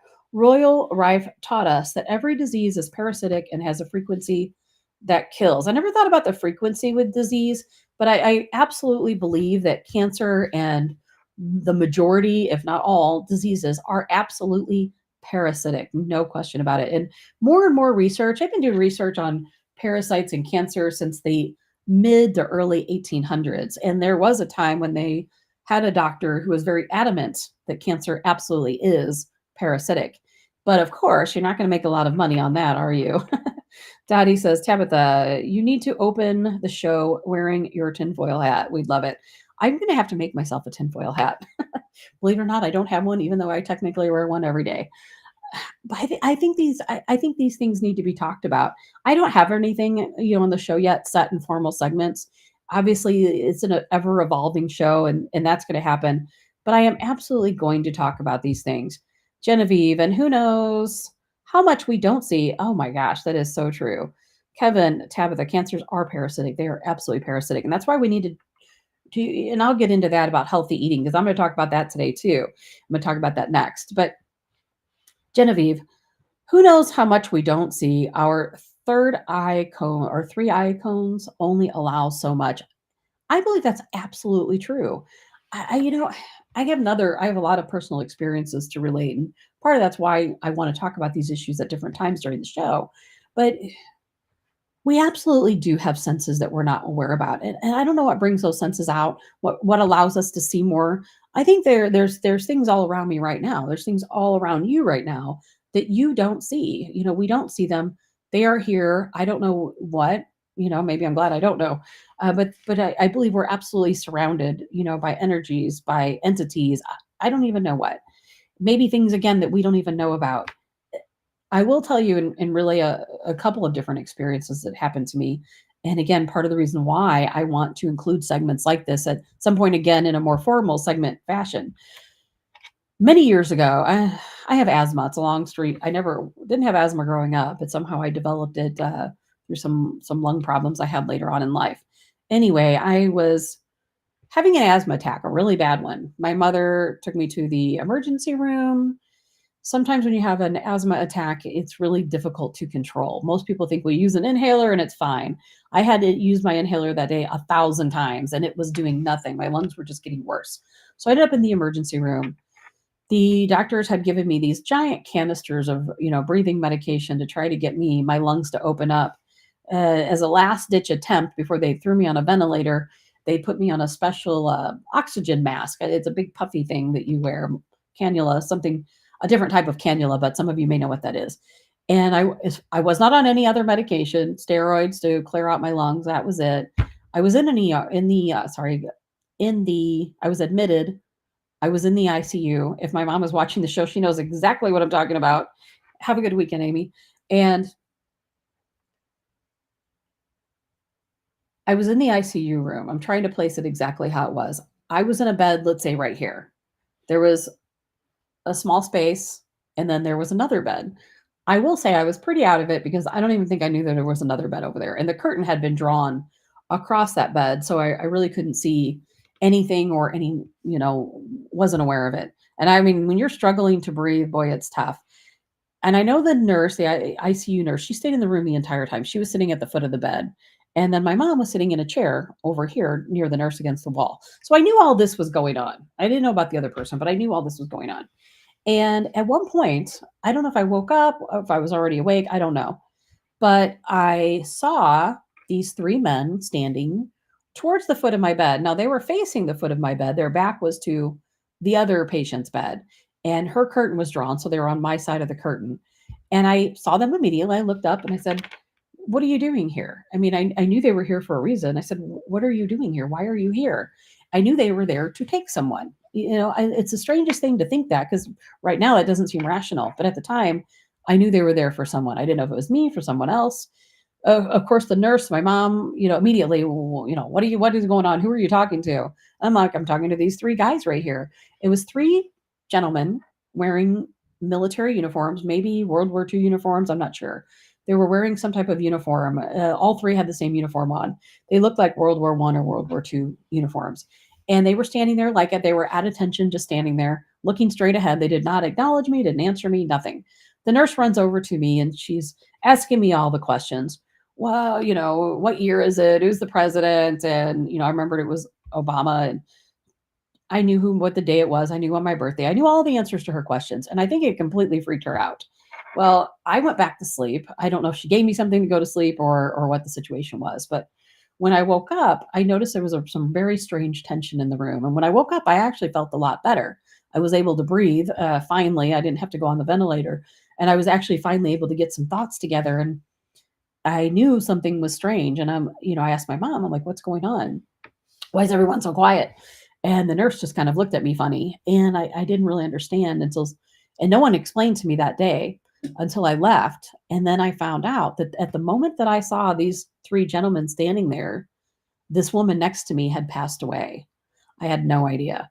And so I will forever know, and I'm not going to say believe, I know these three gentlemen were there to take her. We do not leave this world alone. We absolutely do not leave this world alone. Our loved ones are here with us. Whether they were her loved ones, whether they were angels, I don't know. She was an elderly woman, I've heard. And so when I woke up and everyone was so quiet in the room, I didn't realize it, but she was still in the bed. They hadn't yet come to take her. And to this day, I'm still freaked out about it. I know my mom and I talk about this often because it's always on my mind. And it gives me a lot of peace when someone close to me, close to me has passed away. And what's crazy is right before my son's father passed away, he hadn't even had a heart attack yet. He was just, I really thought he'd be fine. And I relayed this story to him. I said, don't be scared. I know you're in a scary situation, but don't be scared, because if something does happen, you will not be alone. There will be someone that will be there with you. And I belong to a couple Facebook groups about life after death and that type of thing. And one of the common denominators, so many times you hear it, is that when their loved one passed away, they started talking to someone. They saw someone and they relayed stories. I know my grandfather, right before he passed away, he saw his family out in the hallway. He remembered stories that he had never told before. And, people, I absolutely will always believe that when you go, you do not go alone. Someone goes with you. And I wish that people would talk about this stuff more. I think that we need to have faith that there is so much more out there. Pam says, my dad talked to relatives that had already passed while I was in the room before he passed away. That's right, Pam. People say, well, it's just our brain. It's our brain. I don't believe it's our brain's way of thinking or part of the dying process. I think we really do. Before you pass away, I think you're in a different realm. You're finally able to see those things that you can't see right now. And what causes that? What physiological change causes that? I don't know. I know for me, I was very low on oxygen, and maybe I was closer to passing away than what I thought. But it's absolutely true. And you hear these stories time and time and time again about people seeing family members, seeing friends, seeing angels. You hear of life and death experiences, people that have died and then are brought back and what they saw. I absolutely 100% believe that these things are true. Robert says, when we die a natural death, does our body slow down or actually speed up? I don't know. Robert, that's a great question. I don't know. I would like to know. And these are some of the things that I would really like to explore on this show, same as spirits in general. Another story I've relayed many times, and tired of telling my own stories. I would really like to hear some of your stories. And soon I will have my phone lines up and a video link, and some of you all can join me to share your own stories. And I'm going to have experts come on and talk about these things too. I mean, we can't always just talk about politics and news. We have to break some things up and talk about some other things, because life is about more than just politics and news. My mom and I, again, we spent a lot of time together. We often work together. So we had been out of town. I believe we were in Springfield, Missouri working. And we usually leave work around 10 p.m. So it was sometime after that. We left on the highway back towards St. Louis. I will always remember we were on the highway. I should say I always remember, then I don't know. I think it's Highway 70. And I know it was mile marker 167, right around that time. We're driving, very dark on the highway. I'm in the passenger seat. My mom's driving. I kind of look over out of the corner of my eye and I see something move. And I told her, "Oh my God, watch out." She swerved a little bit. And then all of a sudden, oh my God, I kid you not, a man, and if she's listening right now, she's probably getting chills. A man crossed in front of her vehicle. Okay, we're driving 65 miles down the highway. My mom's not a fast driver, so we were probably going 65. This guy did the slowest walk from the middle median across the highway. It was like everything was in slow motion. Oh, she said it was Highway 44, and everything just stopped. And this guy walked so slow. He was like 2 inches in front of the vehicle, 1 inch. And as soon as he got in the middle of the vehicle, where in the middle of the hood, he turned and looked at us. And if you can imagine this in slow motion, he looked at us. And I know she and I will never forget that face. We will never forget it. And then he walked off the edge. Our car went like right through him over on the edge. I'll never forget it. I will never forget it. And I was so convinced that we just ran someone over, that we actually went a little bit further down the highway. And I called 911 and I said, a guy just walked out in front of our car. I had to have hit him. We had to have hit him because he, went right through the car. I didn't hear a bump. I didn't hear any noise, but there's no way around it. And they probably thought I was crazy. I saw it with my own eyes. My mom saw it. It would be different if only I saw it, but we both saw it. And there's no way you can tell me that was a real person, because if it was, we would have hit them. There was no one hit. So what happened? Who was this? Why was he there? What was this all about? How many other people are seeing these things? I know it's not just me. I've never had any other experience where I've seen anything like that. I don't think she has either. But there's so much to life that we don't even know. There's so much to our existence that we don't even know. And will we ever know? Is that something that maybe we'll learn somewhere down the road? Can we learn? Can we control what we see in these things that were happening to us? Charles says, how was he dressed? It's kind of funny because on our prior show, Eric Johnson used to laugh about seeing ghosts and didn't believe it because they actually wore clothing. But Charles, he was wearing khaki pants and a plaid shirt. And again, I will never forget, in some type of cap. And it was even stranger because he looked exactly like one of my brothers, which was even stranger to the whole situation. It's just so weird. I don't know what to think about it, but I really want to hear your story. So I hope some of you send me some messages, call me, text me, let me know what you think, and we'll talk about it. And don't be embarrassed. Don't be shy about it. It's hard for me to talk about these things, quite honestly, publicly.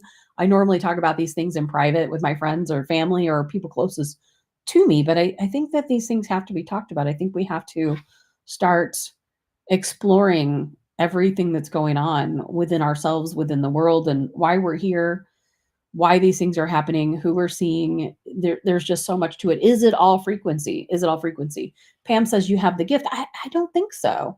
I really don't think it's a gift. My mom and I both saw it at the same time. I don't think it's a gift. I just think that these entities or people or spirits, or I don't know what the situation is, they choose when to reveal themselves and why. Her and I, man, every time we make this drive, we think about it.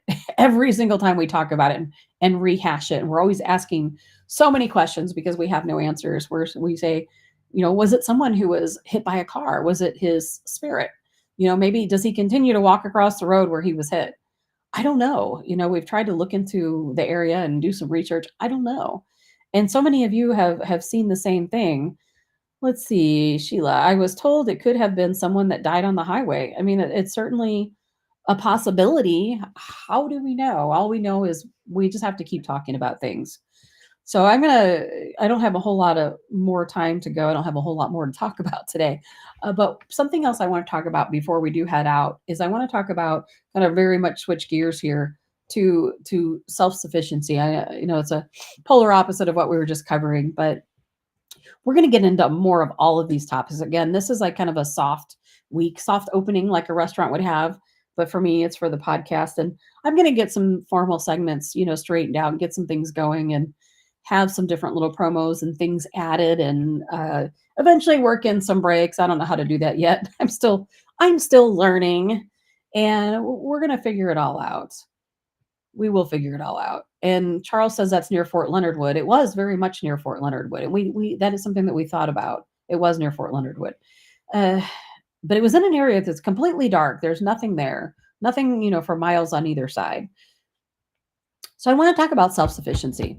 And the reason why is because, again, we had a massive power outage this morning.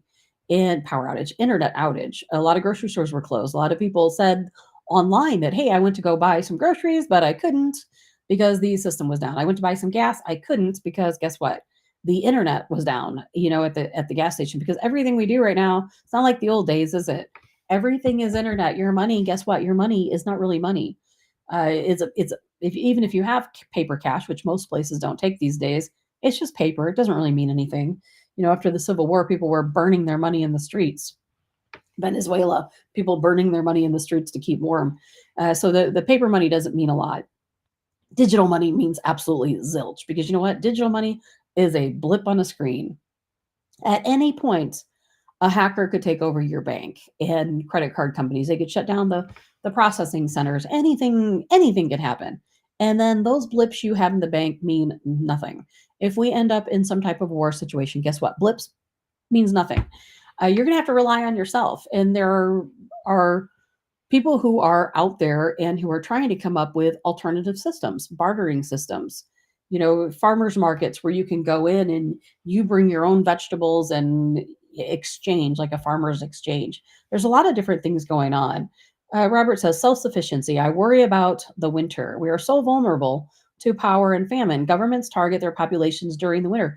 I'm worried about it too. And Robert, that's a part of the reason why I wanted to talk about this today. And I'm going to talk about this a little bit every single week. And whether you want to join me, that's up to you. But I think these things are something we do need to talk about. I was looking at winter crops. People, I don't think, and I'm one of those people who didn't realize this. Gardening is new to me. This is the first year. I've always grown some container tomatoes or peppers or something like that, but I planted a very large garden this year. I was a little late at it, but I did get it done. But there are ways you can make sure that your family has food. And I know I talk to people. Some people don't get it. Other people do. Here on my property, some of you know, I moved, from the Clayton area that made my way out to St. Charles County and running away from crime. Crime kept following me. I wanted to be more sufficient. I wanted to make sure that I and my family were protected. I moved out to the lovely Vandalia, Illinois. And we have about 6 acres out here. I planted a big garden. And one of the most important things I came across here is that we have a lot of nut trees. Hickory nuts. We have pecans. As a matter of fact, last year I harvested about 250 pounds of pecans, believe it or not, from one pecan tree. We have shellbark, shagbark, all different types of things. And those nut trees are a food source. Now, these nut trees probably grew here naturally. They were probably hundreds of years old. They're enormous trees. But eventually those trees are going to die. So I'm planning on planting more nut trees. And I know there are people in my family that think I'm absolutely nuts. Like, why would you want to plant a nut tree? Because you're not going to have nuts and some nut trees take 25 years to produce fruit. So, but we plant it for the next generation so that the people behind us that's the meaning of life, isn't it? It's not just about us and what we experience and what we're able to harvest. It's about future generations. Someday, all of these big, beautiful trees I have, they're going to be gone.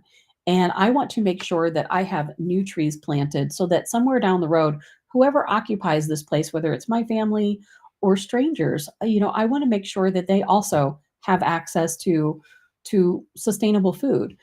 So nut trees, that's a really big part of that. You can easily plant a nut tree. I've been reading a lot about it, and I'm going to be doing maybe some separate segments that are not part of the show, talking about how to grow nuts from seed, how to plant microgreens, how to plant winter vegetables that you harvest in the winter. Because as Robert said, the winter is when we're most vulnerable, and there are certainly crops you can plant around the winter. Obviously, we have winter squashes, we have carrots. Carrots is something you can continue to grow all year long. People think, well, I can't grow this because I don't have a greenhouse. Yes, you actually can. You can actually grow potted vegetables in your home all year round. Now you do need a light source all year round. Keep them at a certain temperature. We'll get into that as well on another day. However, when I moved here to this home, one of the first things I did was I started planting fruit trees. I bought a bunch of berry plants because if you think about survival and what you need to survive, if you think about being prepared, what are the two most important things you need? Really three. You need water, right? Now I'm lucky enough where I have a stream in the backyard. We have some natural springs under the property, so I have access to fresh water. Always make sure you have access to fresh water, or make sure you have water bottled and ready to go. Good, clean, drinkable water, or a way to filter water. What else do you need? You need shelter, right? Always make sure you have a shelter. Now, where I am, of course, I live in a home, uh, but what if something happened? What if I couldn't live in my home anymore? Am I prepared to leave my home? And am I prepared to build a shelter? So that's something to think about. How can you possibly shelter yourself? There's a lot of guides out there about being able to shelter yourself. And it seems so difficult, but it's not as hard as you might think. Especially people talk about bartering items. Make sure you take your shovel, because shovels are going to be very important. A lot of sheltering has to do with digging. You need an axe. You might have to cut down some wood. I don't want to go off the deep end with all of the survival tips, but that's something, again, we'll get into more on another day.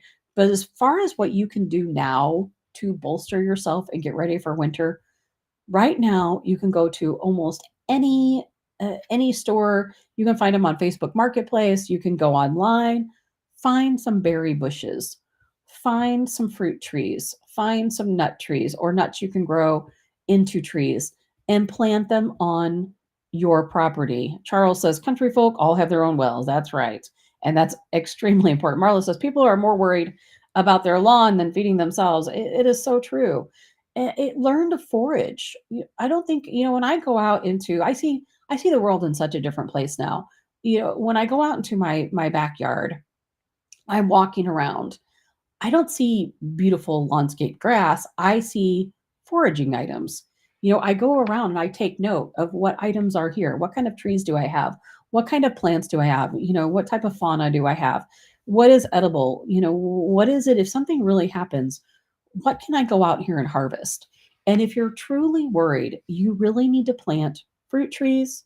You need to plant berries. You need to have nut trees, because these items will forever feed your family.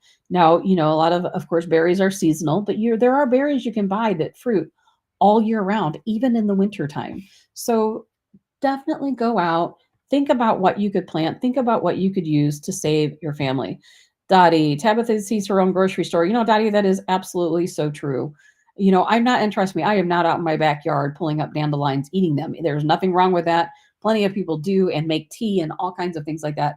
I don't have time for all that right now, but I want to know what I can do. The other day I went out and I collected an entire basket of black walnuts that fell. There's so many things you can do with black walnuts. I absolutely, absolutely, absolutely recommend planting a black walnut. If you need a black walnut to plant, try to plant some, let me know. I have several. I have many, as a matter of fact. I have shellbark, shagbark, black walnuts, pecans, all kinds of things growing here. I would be happy to provide you with a couple of nuts so you can grow your own trees, as long as I, have some. I did go around. I picked up a bunch of black walnuts. You can use those for antiseptics. You can make dye. You can make all kinds of things out of a black walnut. Uh, Dottie says black walnuts are very medicinal. They absolutely are. Robert, Let's see. I'm at the animals, deer, rabbits, coyotes, fox, raccoons, even snapping turtles. Eat it up faster than I can harvest. Trying many pest controls naturally, of course. Yeah, you've got to be careful what you use. Amy, dehydrators can be helpful. There's so many different things. And I think we all need to be mindful of our survival, that and the survival of our family. And it's never too late to start. It's never too late to start. You can plant berries, you can plant fruit trees, you can plant nut trees right now. There's cold stratification methods coming up. It's going to be winter soon. And if you have something you want to cold stratify, you need to start getting prepared. But we don't know what's going to happen. We don't know what's going to happen next week. We don't know what's going to happen a month from now, 3 months from now. And I could never say and stress enough to be prepared now. Get ready now. Get your plants in the ground.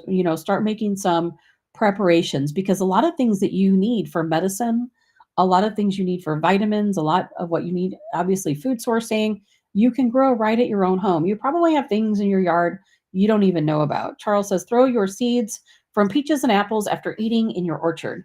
Mother Nature will take care of the rest. You will be surprised what will volunteer. Charles, that is so absolutely true. I have chickens. That's one of my food sources, is that I have 6 chickens. Not I had 7 until a fox got one. Foxes are also trying to be self-sufficient. And my 6 chickens literally produce 6 eggs a day. I have eggs come out of my ears with these 6 chickens. But I used to have their coop in a different area. I moved it because we kind of on our runoff hill, and there was a little bit too much water in their coop. So I moved their coop and their run. Well, where their run used to stand, I went out there the other day and I looked, and I was really trying to see, there's been a lot of vegetative growth out there, and I wanted to see what it was. A lot of times I'll go out, and my chickens don't free roam around the property because we do have so many wolves and bobcats and other wild animals out here. So a lot of times I'll go out and I'll forage for them, and give them a few handfuls a day of different things I foraged for them. And I came across the area where their coop used to be, and I was so shocked. I cannot begin to tell you how shocked I was. There's probably 15, 20 tomato plants growing. There's pumpkin growing, lots of corn. I use my plantain app. It's maize corn. And I didn't do anything. I fed the chickens some scraps. Mother Nature did the rest. It's all coming up on its own. And this year I'm going to do something a little bit different, just as an experiment in that same area. I'm going to take some vegetable scraps and some seeds that I have left over from my garden this year, and I'm going to throw them out, and I'm going to see what happens.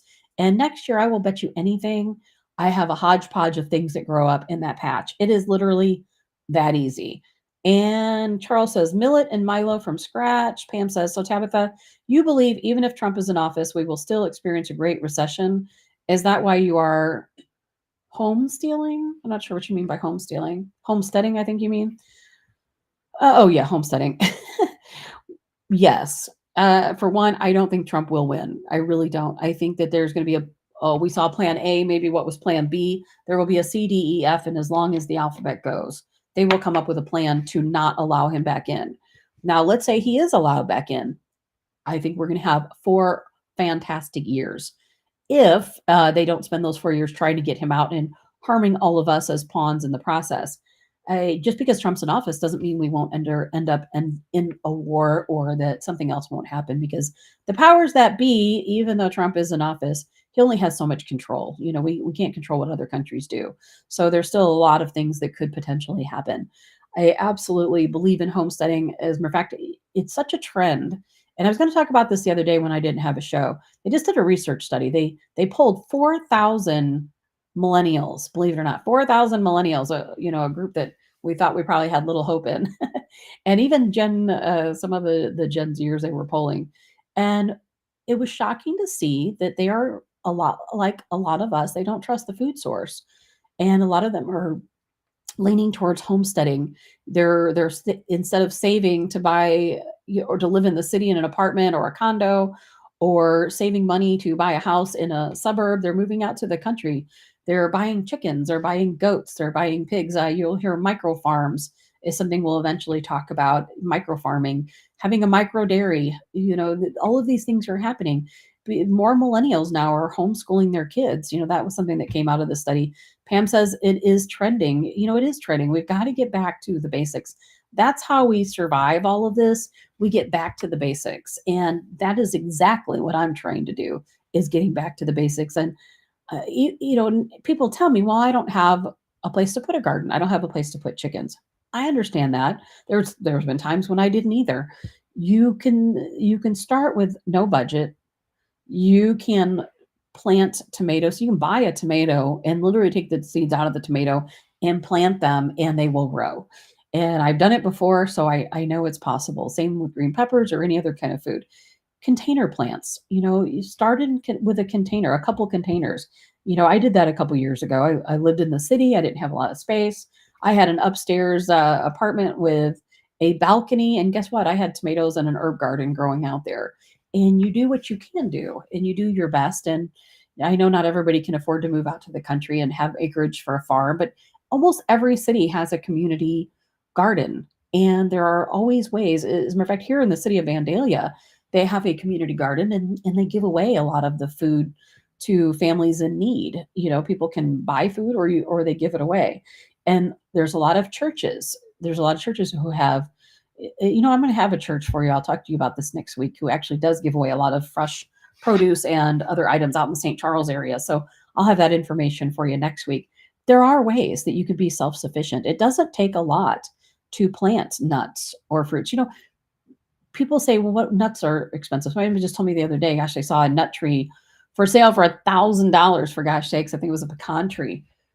You would be so surprised. The property I have, no one planted these trees out there. They're just naturally growing.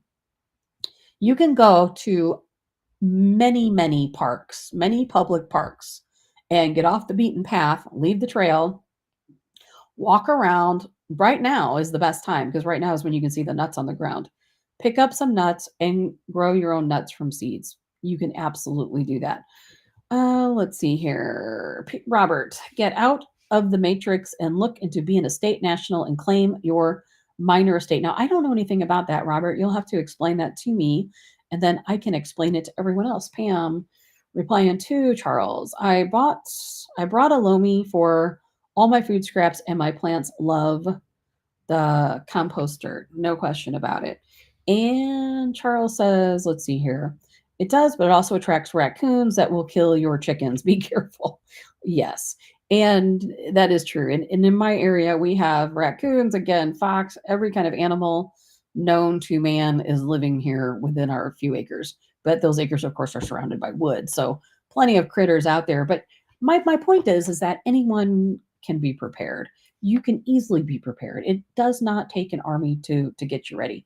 But the most important thing is, if you have the ability to do so, even if you can't do it on your property, find a relative that will allow you to maybe grow some plants on their property. Plant some berries, plant some fruit trees, plant some nut trees. Make sure that your family and yourself, that you have a food source. Even if people say, well, those fruit trees are not going to have fruit for 5 more years. That's okay. You know what? If you planted today, you're one day closer.